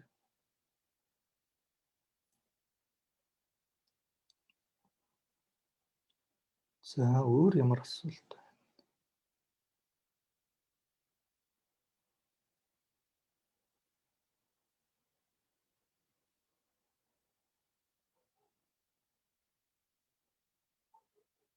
Mindfulness, awareness гэж юм тий. Тэгэхээр ерөнхийдөө mindfulness гэдэг нь ерөнхийдөө санамжтай байхыг хэлээд байгаа юм л да. Тэгэхээр сэтгэл тэнлээ алга боллоо. Янз бүрийн бодол орж ирлээ. Тэнгүүт нь тэрхүү бодлыг буцаад нөгөө нэг одоо юу гэдгийг бясалгалынхаа юун дээр төвлөрүүлэх, буцаж авчрах тийм нэг одоо тогтолцоо гэх юм уу тэрийг хэлээд байгаа юм л да mindfulness гэж тэ. Тэгэхээр төвд хэлнээ бол ерөнхийдөө чамба гэж ярьж байгаа. Санамсар гэж. Энэ мартахгүйгээр санахыг ярьж байгаа юм л да. Тэгэхээр сэтгэл тэнлээ бодол янз бүрийн ингээд тэнэд алга болчлоо буцаад тэрийг ингэж төвлөрүүл санахыг яриад байгаа юм л да тий. Тэгээд юуны өмнө тэр сэтгэл тэнцлээ гэдгийг мэдэх тийм бас нэг зүйл хэрэгтэй гэж тий. Тэр нь бол одоо тэр мэдэмсэр гэж яриад байгаа тий. Мэдэмсэр, сэрэмж, мэдэмсэр гэж яриад байгаа тий. Тэгэхээр чамба шишин гэж хоёр зүйлийг дурдж байгаа юм л да. Тэгэхээр юуны өмнө бол энэ хоёр зүйл бол маш чухал. Тэгэхээр бол тэр mindfulness бясалгал хийж байхад бол энийг одоо ашигласан байдаг.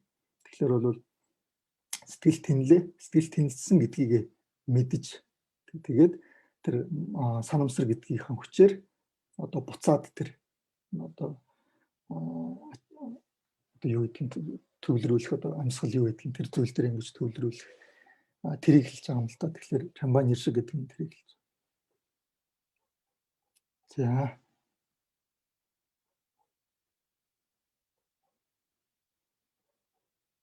За энэ дээр бол 84 мянган муу сэтгэл байх юм уу? Эсвэл зүгээр л сэтгэл байх юм уу гэсэн. Ер нь бол 84 мянган одоо сэтгэлийн нисванс гэж яриад байгаа юм л да. Тэгэхээр ерөнхийдөө бол нисванс гэдэг бол сэтгэлийн яг жинхэнэ мөн чанарт нь бол байхгүй одоо олдмол зүйл гэж ярьж байгаа юм л да. Сэтгэлийн жинхэнэ мөн чанар нь бол хоосон гэгээл гэж ярьж байгаа. Тэгэхээр бол тэдгээр одоо 84 мянган одоо тэдгээр сэтгэлүүд чинь бол зүгээр одоо сэтгэлийн олдмол зүгээр нэг гинтийн зүйл гэж яриад байгаа юм л да. Тэгээ тэдгээр одоо сэтгэлүүд нь хаанаас чухам яагаад үүсээд байгаа юм бэ гэхээр түүний миний дурдсанчлан тэр нөгөө үнэмлэхүй мөн чанарыг таньж чадахгүйгаас болоод тэр бүхэн үүсэн гарч ирээд байна гэж. Тэгснээс бол тэр сэтгэлийн тэр гэгээлэг мөн чанарт нь бол байхгүй юм аа гэж тэгж дурдсан байдаг.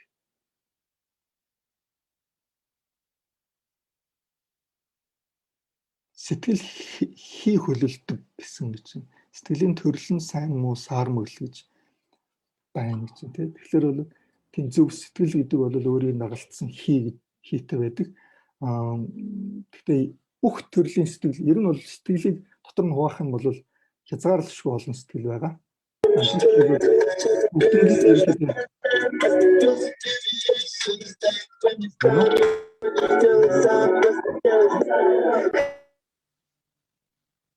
Тэгэхээр бүх тэр сэтгэлүүдийг бол зүгээр 3 ангиллалд хуваах юм бол Ой багшаас устна кам юугаа хараач миг. Тэгэхээр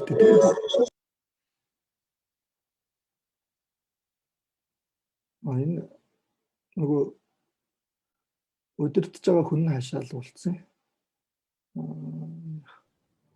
Одоо ярьж болно. Тэр нөгөө цаад юм сонсогдоод юу ч дуустахгүй байна. Миний яриаг сонсож байна уу? Тэгээ одоо сонсож байна.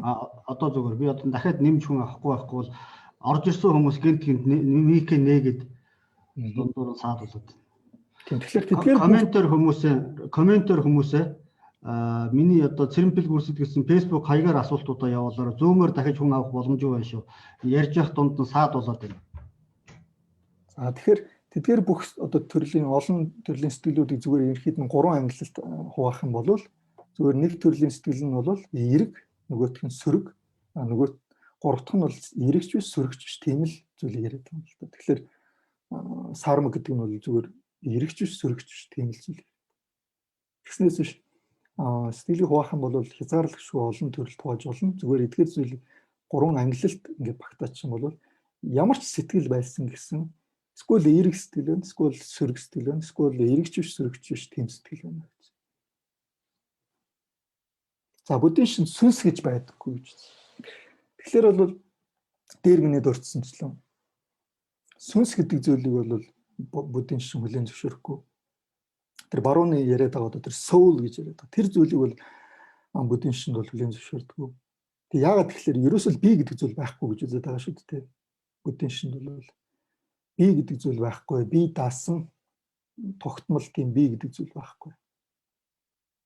Тэгэхээр бол нэг сэтгэл төрлөө тэрэн дээр нь суурь нэрийдсэн нэг би гэдэг. Одоо жишээлбэл би улаан өнгө харлаа гэх юм. Би улаан өнгө харлаа гэж бодоод улаан өнгө харсан тэр нэг тийм мэдрэхүү байгаа. Тийм мэдрэхүү тэгээд тэрхүү харсан үйлдэлтэй холбоотой одоо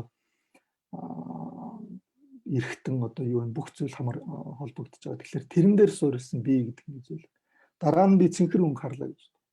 Цэнхрийг харсан тэр тийм мэдрэхүү дээр суурилсан би гэж. Тэгэхээр би гэдэг зүйл чинь яг л ижлэгийн агшин бас хувирг одоо хувирч яадаг. Тэгээд ерөөсө тогтмол нэгдмэл тийм би гэдэг зүйл байхгүй. Тийм учраас сүнс гэж зүйлийг бол бид Бурхны шинд бол хүлээн зөвшөөрдөггүй. Одоо тэр зарим шашнуудын яриад байгаа тэр soul гэдэг зүйлийг бол Бурхны шинд бол хүлээн зөвшөөрдөггүй. Зүгээр нэг тийм мэдхүүгээс бол нөгөө тийм мэдхүүрөө одоо шилжиж болно. Тэгээд энэ наснд байгаа тэр тийм мэдхүү нь бол дараа төрлийн тийм мэдхүүрөө зүгээр одоо шилжиж болно. Тэ одоо агшинаар эвдэрч байгаа тэр зүйл нь бол зүгээр урсгал нь ингээд шилжиж болно уу гэхээс тийм нэгдмэл тогтмол тийм би гэдэг зүйл байхгүй гэж үздэг учраас сүнс гэдгийг бол хүлээн зөвшөөрдөг юм аа.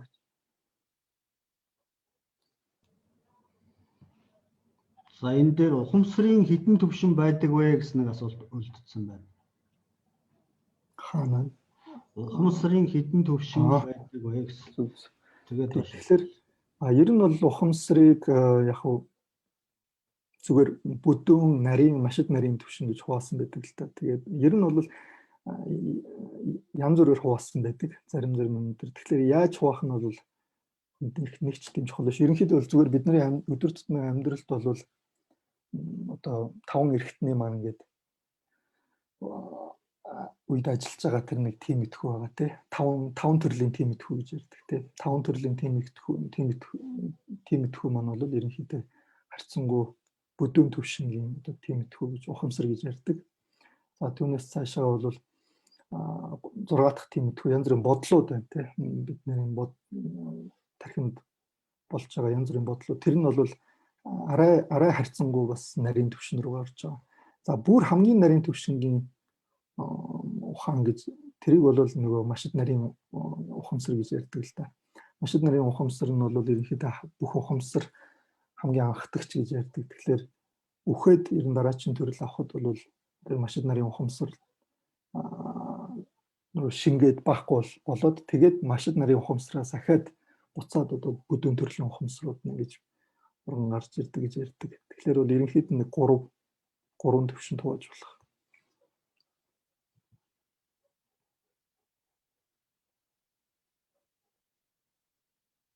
За өөр асуулт байна уу?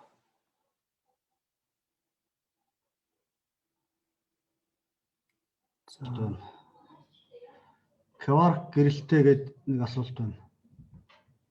Харж байна уу та? Quark гэрэлтэй цэнэггүй мөн чанартай байх нь сэтгэлийг биежүүлэх За тэгэхээр би дээр дурдсан quark сэтгэл хоёрын хооронд ерөнхийдөө одоо бол тийм яг тийм тогтсон ингээд судлаад гаргацсан тийм зүйл бол байхгүй. Барууны эрдэмтэд бол тэрийг одоо сэтгэл нөлөөлөд байна гэж бол ярихгүй тэр тийм ээ. Зүгээр яг өөрөө тэрхүү энерги одоо ямар чухам холбогдолтой ямар энерги гэдэг юм бэ гэдгийг бол зүгээр өөрөө таамаглаад үзэж болно. Тэгснээс бол барууны эрдэмтэд бол тийм юу гаргаагүй. За дараагийн асуулт нь ямар асуулт вэ? Энэ асуулт юм уу юу юм бүү мэд. Санамсар дээр төвлөрөх үед тогтсон дуу ч юм уу нэг дээд талд нь сэтгэлийн гэгэн гэрэл гээд байна. Сэтгэлийн гэгэн гэрэл гэдгийг mindfulness бяцлаглалын үүднээс сэтгэл дээш доош савлаагүй тэг шамглан тэмцвэртэй оршихыг хэлэх үү гэсэн байна. Тэгэхээр дээр миний хэлсэн сэтгэлийн гэгэн гэрэл гэдэг бол ерөөсөө хоосон чанар. Сэтгэлийн гэгэн гэрэл гэдэг бол сэтгэлийн хоосон чанар. Яагаад гэгэн гэж байгаа юм бэ гэхээр тэр бүх нөгөө бүрхээд байгаа тэр бүх одоо тэр бодол санаа юу гэдэг бүхэл тэр зүйлүүдийг ингээ аваад хасаад ингээд янгууд жинхэнэ нөгөө сэтгэлийн үнэмлэхүй мөн чанар хоосон чанар нь гарч ирж байгаа учраас гэгэн гэрэл гэдэг нь бол ерөөсөө л хоосон чанарыг хэлж байгаа. Тэрхүү гэгэн гэрлийг бяцлагж байгаа бяцлал бол тэр гэгэн гэрлийн бяцлал гэж байна л да. Тэр гэгэн гэрлийн бяцлал хоосон чанарын бяцлал гэгэн гэрлийн бяцлал гэж. Тэрхүү хоосон чанарыг ухаарж байгаа тэр бэлэг бэлгүүн бол тэр гэгэн гэрлийн бэлэг бэлгүүн гэдэг л дээ.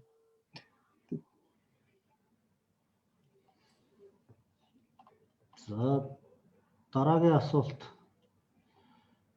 Санамсар дээр сэтгэлийн гэгэн гэрэл санамсар дээр төлөвлөрөх үе тогтсон ч юм уу нэг дуу зүйл сонсогдоход өргөлөөд. За энэ асуулт чинь яагаад бидний сэтгэл хамаг зүйлсийг буруу ойлгох болсон талаар жоохон тайлбарлаж өгнө гэсэн байна. Тэгэхээр бол би дээр хэлсэн би гэдэг зүйлийн талаар нэг эндүүрэл яваад байгаа шүү дээ. Юу ч хийсэн, ямар ч юу хийжсэн цаана заавал нэг тийм одоо гүйцэтгэгч итгээд суугаад байгаа юм шиг.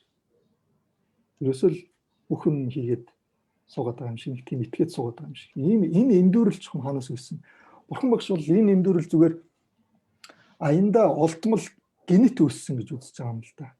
Яг сэтгэлийнх нь өөрийнх нь мөн чанарт нь байхгүй.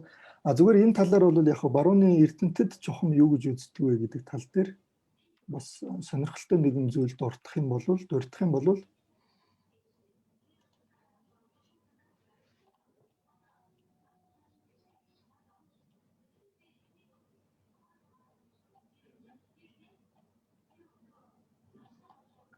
тэгэхээр энэ дээр би нэг share хийчихье. Тэгэхээр барууны эрдэмтэд бол чухам энэхүү эндүүрэл яагаад үүсээд байна, хаанаас үүсчих вэ гэдэг гэхээр нэг иймэрхүү онол дэвшүүлээд байгаа нэг тайлбарлагч гэдэг нэг тийм зүйл яриад байгаа. Тэгэхэд таны мэдрэл судал дээр болохоор тайлбарлагч гэдэг нэг тийм зүйл дэвшүүлээд байгаа онол. Тэгэхээр энэ юу юм бэ гэхээр ерөөсөө мэдээж бол бидний дотор бол нөгөө янз бүрийн олон төрлийн юм ингээд системүүд ажиллаж байгаа ч гэсэн яаж нөхлөөр жишээлбэл одоо чи өнөөдөр одоо юу гэдгийг ягаад өглөө эрт босов ч гэх юм уу те тэнгүүт хүн юу гэж тайлбарлах вэхээр би өнөөдөр өглөө эрт босч одоо юу гэдгийг үр цайхыг хармаар байна гэж те үр цайхыг харах өглөө эрт хос хоёрыг ингэж холбогддог холбон тайлбарладаг нэг тийм тайлбарлагч гэдэг нэг тийм зүйлийг яриад байгаа юм л да. Тэгэхээр чи ягаад тэгсэн бэ? Би ингээд тэгсэн гэдэг нэг юм банк тайлбарлах хэрэгтэй болдог. Тэгэхээр тэрхүү тайлбарлах хэрэгтэй болсноос болоод тэрхүү нөгөө тусдаа бие даасан олон системүүдийг зүгээр ингээд нэг нэгдсэн юм шиг тогтмол юм шиг тийм эндүүрэл үүссэн гэж яриад байгаа юм л да. Тэгэхээр энэхүү хүний оюун ухааны нэгэн онцлог шинж чанар нь бол бидний эргэн тойрондох ертөнцийн талаар учир шалтгааны тайлбарыг хийх.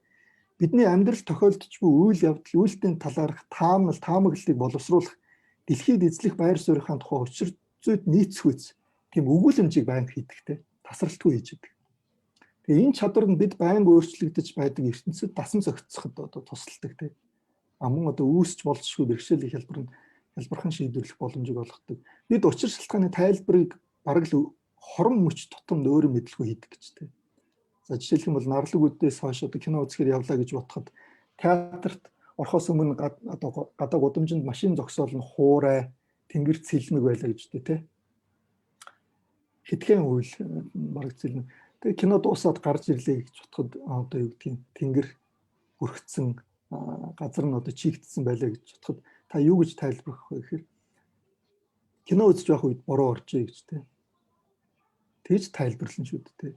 За мөн одоо өөрийн тухай тайлбар хийлээ гэж бодоход та яагаад чухам ингэсэн бэ гэнгүүт би ийм учраас тэгсэн ингээл нэг тайлбар өгүүл тайлбар хийгээд байгаа зү тэ. Тэгэхээр энэ тайлбар хийх энэхүү тэр нэг юу процессын дашрамд нь л нэг тийм эндүрэл үүссэн л гэж. Эндүрэл үүсснээс болоо тэр нь ингээд бүр одоо юу гэдэг дамжраад маш хүчтэй тийм эндүрэл бий болсон гэж. Ерөнхийдөө мэдрэл судлалынхан бол иймэрхүү онол дэвшүүлээд байгаа. Гэхдээ ерөнхийдөө бол буддийн шинээр бол бас нэг тийм төстэй зүйл ярина. Ягаад гэвэл аливаа зүйлийг бид нэрийдэх дуртай тийм. Эн чин энэ томьёо өгөх дуртай, нэр өгөх дуртай. Томьёо нэрийтлээс болол тэр юу би чи гэж ялгаад мөн одоо ер нь эцэс би болон бусад гэдэг чинь харьцангуй ойлголт гэж байгаа юм л да тийм. Хоосон чанарын онолоор бол харьцангуй ойлголт. Тэгэхээр би бусад гэсэн тэр нөгөө нэрийдэл өгдөг, томьёолол өгдөг нь л жоохон яг одоо тэр нөгөө эндүрлийн шалтгаан болж байна гэж тийм. Тэгэхээр эцэст бол хоосон чанарыг ухаарахад бол яадаг вэ гэхээр ерөөсөө нэрийдэл, томьёолол, төсөөлөл бүх юмнаас ангид байна. Ерөөсөө эс оршихын одоо төсөөлөл томьёололч байхгүй гэж тийм. Ерөөсөө төгс гэрлэг болоход төгс гэрлэг утгыг болоход хамаг зүйл чинь харьцангуй юм. Хамаг зүйл чинь ерөөсөө тийм үнэмлэхүү хоорондоо ялгаа гэж юм байхгүй тийм. Үнэмлэхүү би болон бусад гэж зүйл байхгүй. Үнэмлэхүү цагаан хар гэж зүйл байхгүй. Үнэмлэхүү улаан ногоон гэж зүйл байхгүй. Тэгэхээр энэхүү үнэмлэхүү одоо ийм зүйлийг ухаарлгүйгээр би болон бусад цагаан хар гэж нэг тийм томьёо өгöd байгаа зү. Томьёолоод тийм. Энэ чинь л чохон тэр нөгөө эндүрлийн юу нь болоод байна гэж. Үндс нь болоод байна гэж тийм. Тэгж одоо дурдж байгаа. За дараагийн асуултаа харах уу? За дараагийнх нь сая чинь эндүрлийг ярьсан шүү дээ тий. Сүнс гэж бид байдгүй ба харин хойд амьдралд энерги шилждэг гэсэн үг үл гэж байна. Энийг нөгөө Соул 8-2-ын ялгааг сайн тодруулж хэлэх ажил болох юм аа. Тэгэхээр тэр Соул гэж яриад байгаа тэр бол нөгөө юу яриад байгаа юм л да нөгөө би даасан би гэдэг зүйлийг яриад байгаа юм л да тий. Тэгэхээр тийм зүйл бол байхгүй. Дээр миний хэлсэнчлэн нэгдмэл тийм би гэсэн зүйл байхгүй гэж тий. Ерөөсөө тусдаа би даасан гэхдээ хоорондоо уялдаатай тийм нэг баахан олон 90-р хураавар тийм баахан тогтолцоонууд л бидний дотор яваад байгаа шүү дээ. Тэгэхээр тэр нь зүгээр дараачийн төрөл рүү түүний урсгал нь шилжинэ гэсэн үг тийм. Түүний урсгал нь дараачийн төрөл рүү шилжинэ гэхээс тийм өөрөө би даасан нэгдмэл тийм тогтмол тийм сүнс гэдэг зүйл бол байхгүй гэж. За дараагийн асуулт нь энерги шилжин. Гэхдээ бол бас л ижлэх нь зүгээр нэг тийм нэгдмэл тогтмол тийм энерги шилжих юм бол үгүй. Ерөөсөө л нэг тийм 90-р хураавар тийм л зүйл байгаа шүү дээ. Тэгэхээр тэрний үргэлжлэл нь бол шилжнэ гэж тийм. За дараагийн асуулт юм бүхэн үүлийн үрээр бий болдог гэдэг. Гэтэл оргуу хоосноос бүх юм үүсэж бүр бас буцаад оргуу хоосон шингэн орно гэлээ. Оргуу хоосон зүйл яаж үүлийн үртэй байдаг юм бол гэсэн бэ? Тэгэхээр дээр дурдсан оргуу хоосон зүйл бол биш те. Үнэмлэхүй вакуум гэж яриад байгаа. Тэр бол оргуу хоосон зүйл биш. Хоосон чанар гэдэг бол юу ч байхгүй гэдэг зүйл бол биш гэж байгаа шүү дээ. Тэгэхээр бол зүгээр л тэр одоо юу гэдгийг баахан зүйл ингээд нийлээл хоорондоо одоо харилцсан хамаараал ингээд ирэхэд л тэр одоо нэрийдэл одоо юу гэдгийг тэр нэг томьёол байгаа шүү дээ. Түүний дэлгэцэнд л тэр бүх ертөнц бий болно гэдэг байна. Виртуал ертөнц бий болчиход байна. Тэгснээс болвол огт байхгүй зүйлч биш. Өөрөөр хэлбэл виртуал ертөнц үсэл тэр нь одоо юу гэдгийг нөгөө юм нь байхгүй болонгууд тэр нэг еврого хоосон чанар руугаа буцаад шингэж байгаа гэж тэ. Тэгэхээр бол огт байхгүй зүйл бол биш гэж тэ. Тэгэхээр бол дээр дурдсан үнэмлэхүй вакуум гэдэг зүйлд бол тэр барууны эрдэмтэд бол тэр нэг квантын хэлбэлзэл гэж нэг зүйл яриад байгаа. Тэр нь бол байж байна. Квантын хэлбэлзлийн бүр томьёо момьёог нь гаргаад тооцоолсон тийм юу байдгийн байлээ. Quantum долгион гэж яриад. Quantum wave гэж. Тэгэхээр quantum долгион гэж. Тэгээ тэрний бүр томьёо момьёог нь гаргацсан тийм байт юм. Тэгэхээр бол бүр үнэмлэхгүй хичнээн бүх одоо зүйлийг нь аваад юучгүй вакуум үнэмлэхгүй вакуум үүсгэсэн ч гэсэн тэр бол хоосон биш гэж. Тэр дотор бол зүйл байна гэж яриад байгаа байхгүй. Зүйлч гэж юу байх вэ? Одоо тэр магадлал төдий байна гэж. Цэвэр магадлал гэж яриад байгаа байхгүй. Тэр бол цэвэр магадлалын чанартай тийм зүйл байна гэж. За дараагийн асуулт сэтгэл машид нарын ухамсар юм уу гэсэн байна. Ер нь бол одоо сэтгэлийн тэр хамгийн анх одоо жишээлбэл үхээд төрөл авлаа гэж бодвол бол тэр сэтгэлийн маш нарийн түвшин рүүгээ шилждэг. Тэгээд бол одоо ахаад бүдүүн төрлийн янз бүрийн бүхэл одоо тэр төрлийн сэтгэлүүд нь буцаад ингээд гарч ирдэг. Тэгэхээр бол дээр дурдсанчлан ерөнхийдөө 3 ангилалд хувааж болно. Нарийн бүдүүн нарийн машид нарийн төрлийн сэтгэлүүд гэж. Гэхдээ бол тэр дотроо бол бас тоолшгүй олон төрлийн сэтгэлүүд байгаа л та. Зүгээр 3 ангилалд хуваах юм бол тийм байна гэж. За дараагийнх нь маш нарийн тим эдгүүд гэдээ уншиж байна уу?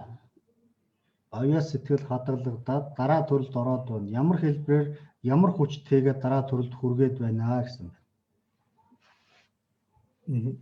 Тийм тэгэхээр ерөнхийдөө бол бүдүүн шинд бол авьяас гэж ярьдаг те. Тэгэхээр бол аливаа ямар нэгэн зүйл хийлээ гэж тул цаав орон мөргүү бол алга болдог зүйл гэж байхгүй шүү. Тэгэхээр бол ямар нэгэн үйлдэл хийлээ гэхэд бол түүний уул мөр нь бол заавал үлдчихэд тэрхүү уул мөрийг л жоохон авьяас гэж яриад байгаа юм л та. Тэгэхээр тэрхүү авьяас нь бол дараачийн төрөл рүү шилждэг гэж те. Тэрийг л яриад байгаа. Сэтгэл засахын тулд сэтгэл зүйч дээр очихоос өөр аргаар сэтгэлээ засч болох уу гэсэн. Заавал энэ бүдүүн шинд бол сэтгэл одоо зүйч гэдэг юм уу тийм томьёо олнох байдгүй. Яг ер нь бол хүн өөрийн эзэн өөрөө гэгэрч чадна, өөрөө одоо зовлон дунд ер нь эцсийн эцэд бол өөрийн эзэн гэсэн байдаг л та. Тэгэхээр бол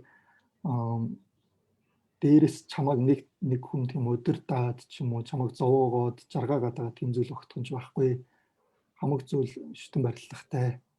Ерөөсөө өөрөө хичээх хэл юм бол гэгэрч чаднаа гэсэн байдаг те. Тэгэхээр хамгийн гол нь тэр жинхэнэ гэгэрх зөв аргачлал зам мөрөө болоод тэгээд хичээх юм бол өөрөө гэгэрч чаднаа гэсэн байдаг. За дараагийн асуултыг та харж байна уу? Тэглээ ерөнхийдөө энэ нөгөө миний тавьсан энэ сэдвтэй жоохон холбоотой, яг шууд холбоотой тийм асуултуудад хариулмаар байна. Тэгснээс бүр нэг тийм ерөнхий асуултуудыг бол дараа зүгээр өөр аргаар яаж болох вэ? Зүгээр одоохондоо бол яг энэ нийтээ илтгэлтэй холбоотой, яг шууд холбоотой тийм асуултуудыг хариулъя авчи. За дараагийнх нь нейтрон цэнэггүй мөртлөө гэдэг нэг асуулт байна. Асуултуудаа гүйлгээд харж болж байна уу? За нейтрон цэнэггүй мөртлөө тийм нейтрон, протон одоо электрон гэж яриад байгаа тийм. Тэгэхээр нейтрон хоёр юу тавьсан байгаа юм л да. Тэрхүү юун дээр бол туршилтан дээр бол тийм вакуум дотор ингээд нейтрон хоёр тийм металл нав нарийнхан тийм юу металл ингээд хэдхэн нанометрийн зайтай ингэж тавьсан байна. Тэгэхэд ингээд тэр хоёр нь хоорондоо наалтсан гэж байгаа юм л да. Тэгээ түүгээр юу гэж үзэж байгаа юм бэ гэхэлэр тэр нөгөө виртуал бөөм гэж зүйл байдаг юм. Виртуал бөөм маш их огнхон хугацаанд бий болоод алга болдог гэж тэ. Түүний энерги нь одоо байна гэж тэ. Түүний энергийн хүчээр л тэр хоёр зүйл нийлээд. Тэгснээс бол өөрөөр тайлбарлах аргагүй. Тэр хоёр бол соронзон цаглаан соронзон цэник бол байхгүй. Тэгээд татах хүчний үүднээс бол тайлбарлах аргагүй. Тэгээ тийм нэг виртуал бөөм гэж нэг нэрэд байгаа юм л та. Гэхдээ тэр бол миний тийм нарийн гүнзгий мэддэг зүйл биш. Тэрийг бол та нар өөрсдөө сайн судлаад үзээрэй. Ерөнхийдөө зүгээр нэг тийм хоосон вакуумд бол тийм энерги одоо тийм одоо юу гэдгийг магадлалын мөн чанартай тийм зүйл байна гэж.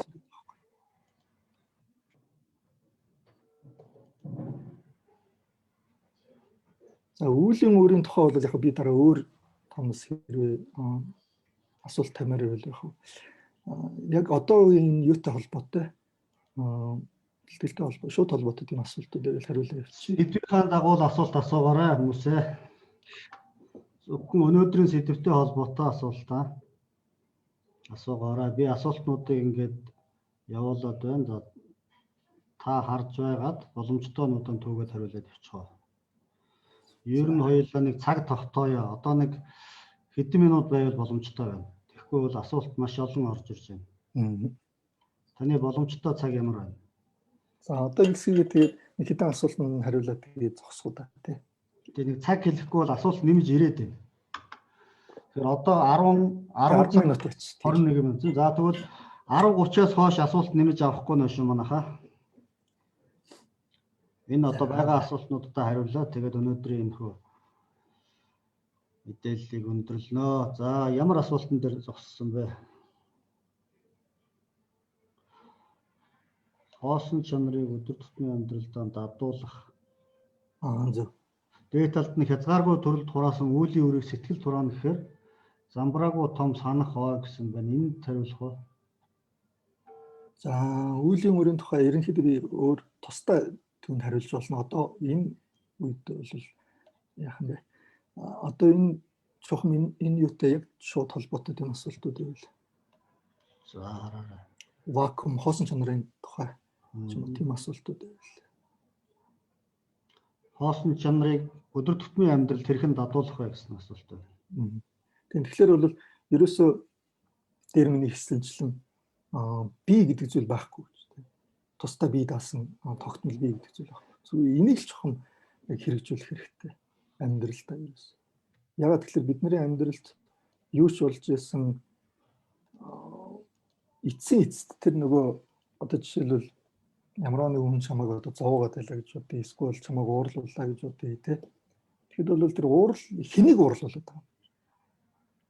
Хэн зовоод байгаа юм? Тэгээд шинжлээд үзэхэд бол ерөөсөө тэр нөгөө тусдаа бие даасан тогтмол нэгдмэл тийм бие гэдэг зүйл нь байхгүй юм байна. Бие гэдэг зүйл нь ерөөсөө л одоо тийм хийсвэр ойлголт юм байна. Тэнгүүт чинь л тэр нөгөө урд өмнө нь одоо юу гэдгийг шаналаад байсан одоо зүрхэндээс хитрхи их одоо ойрхон хүлээж аваад байсан. Тэгэхээр бүх муу мохой үг юу вэ те зэмлэл одоо доромжлол юу вэ. Тэгэхээр бүгд чинь бол нөгөө нэг суур нь ерөөс байхгүй болоод эхэлсэн юм л та тий. Тэгэхээр бол цаад чиний тэр дайтад байгаа дайсан ч гэсэн үнэмлэхүй бүтсэн дайсан байхгүй. Юу нөхөр ч гэсэн үнэмлэхүй бүтсэн нөхөр байхгүй. Ерөөсө бүх зүйлийн харьцангуй ойлголт, бүх зүйлийн одоо үнэмлэхүй бүтсэн, үнэмлэхүй бүтээгүй гэсэн тэр чанарыг ингээд сайн бодоод түүн яг нэгэн үзүүрт ингээд сэтгэл рүүгээ дотгошоо ингээд чиглүүлээд ингээд бяцлах юм бол яхахгүй тэр нэг урд өмнө нөгөө асар их хүчтэй нөгөө уурлаад байсан ч юм уу хариу үйлдэл хийгээд байсан тэрхүү зүйлүүд нь ингээд аяндаа ингээд багасаад ирдэг гэж байгаа юм л да. Тэгэхээр тэрийг бол бас хэрэгжүүлэх нэг чухлаа. Тэгэхээр юуны өмнө бол сэтгэлийн тэр доктортой байдал бол маш чухал. Юуны өмнө бол сэтгэлээ нэгэн үзүүрт төвлөрүүлж сурах хэрэгтэй. Тэгснэр бол ер нь энэхүү хоосон чанарын бяцлал бол яг жинхэнэ тэр нөгөө айдсын нөгөө юурын дайрдаг. Жинхэнэ айдсын нөгөө язоорлон үндсрийг хөндөж чаддаг учраас одоо маш их үр дүнтэй гэдэг нь бол тэр дээр миний дурдсан судалгааг та бүхэн бас сонирхож үзээрэй. Ер нь бол барууны эрдэмтдүүд бол үүнийг бас анхааралтай аваад үүнийг бас судлаад эхэлсэн байгаа. Тэгэхээр бол бас ирээдүйд энэ талаар бас шин нээлтүүд гарах байх гэж бодож байна. Ерөнхийдөө бол тэгж бодох хэрэгтэй. Ер нь өөрийн тухай ойлголтоо бүр мөсөн одоо оронгоор нь эргүүлэх хэрэгтэй тий. Өөрийн би гэдэг зүйлийн тухай ойлголтыг оронгоор нь эргүүлээд би гэдэг зүйл бол бидний төсөөлж байсан шал ондоо юм байна. Огт ондоо юм байна гэдгийг ухаарад тэгээ тэрэн дээр төвлөрхөл тэр хоосон чанарын дээр төвлөрхөл юм бол асар их тайвшрал болж байгаа гэдэг нь бол дамжиггүй.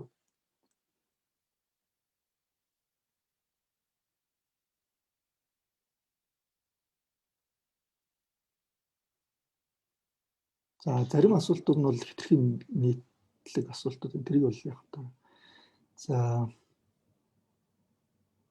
бас химийн тухай асуултууд байна. Яг нарийн ярихад бол химийн тухай ярих юм бол маш олон зүйл ярих боловч яг одоохондоо бол энэ сэдвтэ бол нэг тийм ажил бүтлгүй яг тэр энерги гэдэг тэрийг бол яг бидний яриад байгаа хим мөн үү биш үү гэднэргээл сонирхох байх л та. Тэгээд тэрийг та бүхэн тэрийг би та бүхэнд юу гэж хэлмээр зүгээр та бүхэн өөрсдөө тэрийг сонирхоод судлаад үзээрэй тий.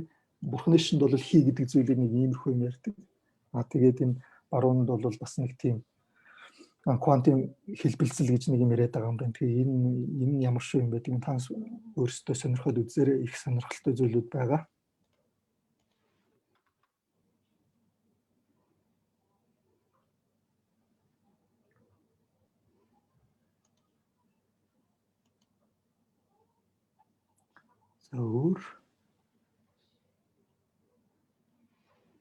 За өөр ямар асуулт байна? За энэ хоосон чанарыг судалсан чинь гээд сая сүүлд нь 2 асуулт орж ирлээ. Айдас сүрхттэй яг зөв. Тэгэхээр бол энэ бол хамгийн түгээмэл асуулт.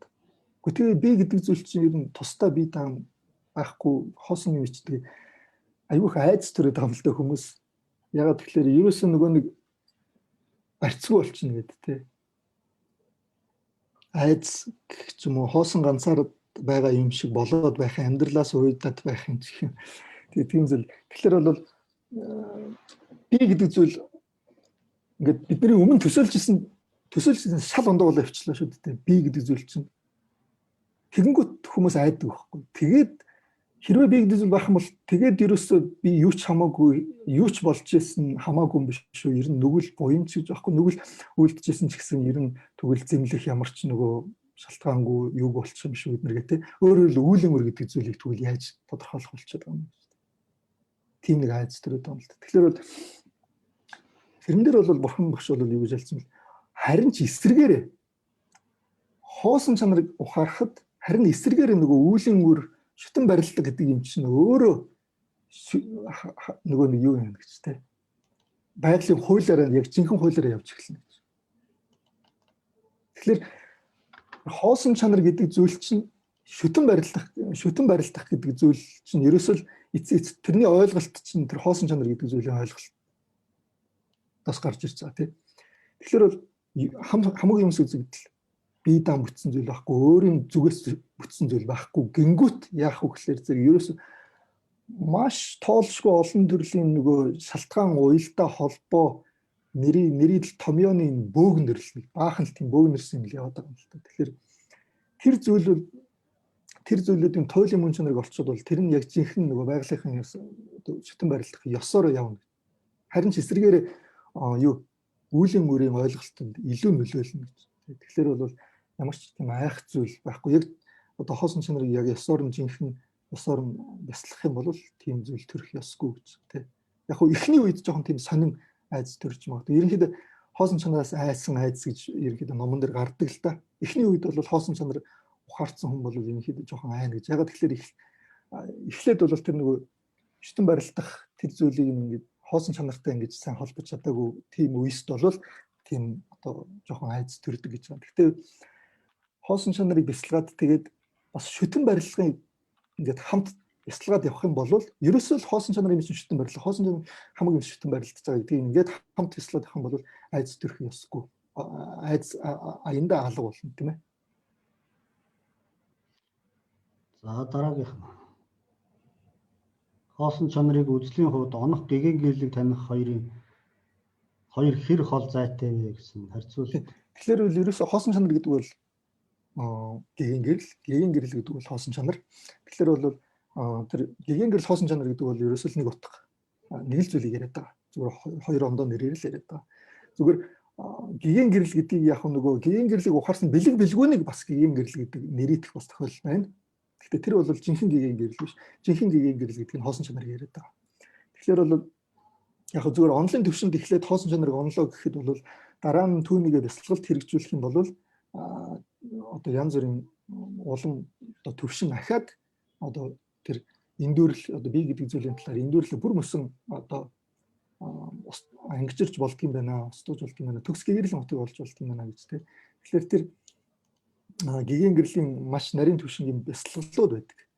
Тэр хоёрын хооронд бол мэдээж ялгаа байна. Тэгэхээр бол юуны өмнө бол онлын төвшөнд хоосон чанарыг бол ойлгоцсон байх ёстой. Тэгжээж гэмээр одоо тэр нарийн бясалгалууд руу одоо нэвтэрдэгэ гэж тэгж номон дээр заасан байдаг. За үзэгчдээ одоо нэмэлт асуулт авахгүй шүү. Бага асуултнуудаа хариулаад өнөөдрийн одоо энэ ярилцлага өндөрлөнө. За одоо байна. Биегүй бясалгаж дадуулснаар гэдэг нэг асуулт байна. Хаана вэ? Харж байна уу? Одоо саяны асуултны дараа.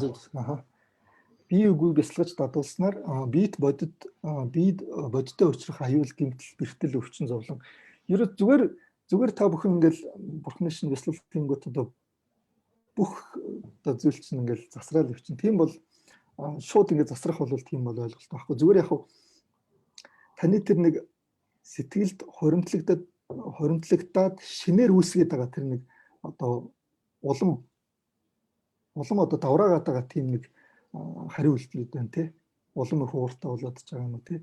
Тэр чинь бол яхахгүй ингээд багсаад эхэлнэ гэж байна л да тий. Тэгэхээр бол та хоосон чанарыг ухаарснаар бол шинээр хоосон чанарыг яг илтэд ухаарснаар бол та шинээр бол тийм орчлон төрөх одоо тийм үйлийг хураахгүй гэж тий. Шинээр бол хураахгүй гэж. Зүгээр хуучин хоримтлагдсан тэр үйлийн өрөөдд нь бол тань дээр илэрч магадгүй. Гэхдээ бол тэрхүү үйлийн үйлүүд өөр төр илэрхэд бол үйл одоо өөр дээр илрэх тэр үйл явцад бол бас л нөгөө юу сөрөг сэтгэлүүд бас маш чухал үүрэг гүйцэтгэдэг. Нисванас гэж яриад байгаа тийм. Тэгэхээр бас л ижлэхэн хичнээн их тэр нөгөө бие гэдэг зүйлдээ шундлаа багасгаж байна. Хичнээн их нөгөө үйл одоо илрэх боловсрох нь ч гэсэн багасаад эхэлнэ гэж. Тэгэхээр бол үйл гэдэг зүйл урд өмнө хураасан байх юм бол тэр нь боловсрох нь бол тэр нөгөө юунаас хамаар бас нисванасаас хамаардаг учраас тэрхүү зүйлд нь бол яхахгүй нөлөөлнө. Огт юучгүй ингээд үйлэх чинь байхгүй болгоод тайчдаг бол тийм зүйл бол байхгүй. Хуучин хураасан үйл чинь бол таны юм байж л байна. Тэр бүр мөсөн устдлаа бол мэдээж цаг шаардна. Гэхдээ бол юутай ч зүгээр нэг хоосон чанарыг ингээд зүгээр санан бодоод үцэхтэд л ерөнхийдөө тэр таны одоо юу гэдгийг ууралж исэн, хайж зүдгүүр чинь ингээд үндсээр ингээд чичрээд эхэлнэ. Ерөөсөө л суур нь ингээд бүр хөндөгдөд эхэлж байгаа юм л да тийм. За квант хоосон чанар мөн үү гэсэн нэг асуулт байна да. Квант зүгээр яг квантын физик гэж яриад байгаа юм л. Квант гэдэг бол ерөнхийдөө маш шинэ ойлголттой ерөнхийдөө дээр үед одоо гэрлийг цэвэр одоо долгион гэж ойлгодог байсан. Тэрхүү ойлголт нь буруу болж тараад тэр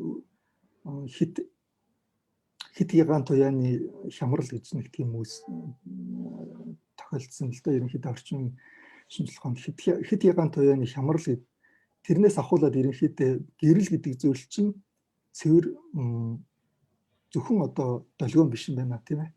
Бас нөгөө юугаар ялгарч байдаг. Хис одоо зүсмээр ингэж хэсгэн зүсмээр ингэж ялгарч байдаг гэдгийг нь ухаарад ерөнхийдөө бас бөөмийн чанар мөн чанартай байна. Ерөнхийдөө одоо кванта гэдэг нөгөө нэг юм хэсэгчлэн бөөмлөх гэж ярьж байгаа юм л да. Тэгэхээр тэр гэрэл гэдэг хэсэгчлэн бөөмлөө, энерги гэдэг зүйл чинь ерөнхийдөө хэсэгчлэн бөөмлөө. Тэгээд quantize гэж яриад байгаа. Тэгээд тэрнээс л тэр quanta гэж ерөнхийдөө төдий ч нэг сутгатай үг. Латин хэлээр тийм. Тэгэхээр бол хязгаарлалцгүй ийм мөрөө биш нөгөө нэг одоо нэг хичээлүүдээр заадаг та тийм нэг юм гэрэл гэдэг фотон гэж яриад байгаа. Тэр фотон гэдэг чинь тэр гэрлийн одоо тэр өөгнөрлж гэх юм одоо тийм бөөм чанар нь баггүй. Тэгэхээр бол дээр үеийн одоо тэр цэвэр долгион гэж ойлгож байсан ойлголтоос нь шал ондоо болоод кванта гэж зүйл. Тийм ойлголт. Тэгэхээр кванта гэдэг бол ондоо л доо. Кванта гэдэг бол зүгээр тэр нөгөө quantum physics гэдгийн кванта гэдэг бол ерөөсөө нэг тийм тогтсон хэмжээтэй, энергийн тэр юм тогтсон хэмжээтэй тийм бөөмөр одоо илэрч байна гэдэг тэрийг л харуулдаг.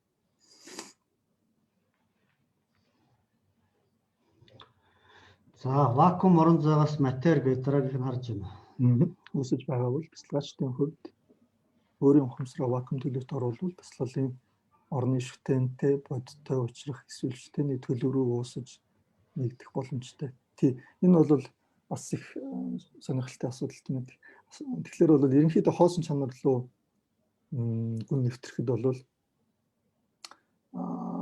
янз бүрийн тийм ондоо ертөнц рүү орох мэдтэй. Ер нь бол тийм янз бүрийн шид чадлуудыг олж авдаг л та. За тарны номонд бол бүр тийм нөгөө бурхны ор таршид нэргээл ариун дагшин ор таршид нэргээл ярьдаг л та. Гэхдээ тэрийг бол бас нэг тийм наривчлан тайлбармааргүй байна. Ерөнхийдөө бол тийм боломжтой. Ер нь хоосон чанар руу гүн нэвтрэхэд бол бидний төсөлж байгаа энэхүү ертөнцөөс бол шал ондоо ертөнц харагдана.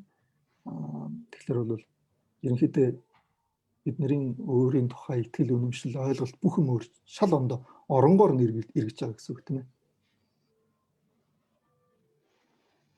За одоо нэг 2 3 асуулт байна. Энэ 3 асуултанд хариулаад өндөрлөё. За сайн байна уу? Хоосон чанарын гээд нэг байна. талаар За энэ ч манайхны нэг ам. За энэ эд шид дайлан майлантай холбоотой. За энийг бол хариулмааргүй байна. Багшаа ахиж лив хийх үү хэзээ вэ? За хэрвээ та хүсэлтэй байгаа бол дахиад яаж болно? Тий. Сүлжээний тусламжлалын хүнс төхөөрөмжийн дадалтай болж. Чадах яг тийм тайлшгүй. Одоо энийг л жоохон гэгэрэлгээд байгаа шүү дээ.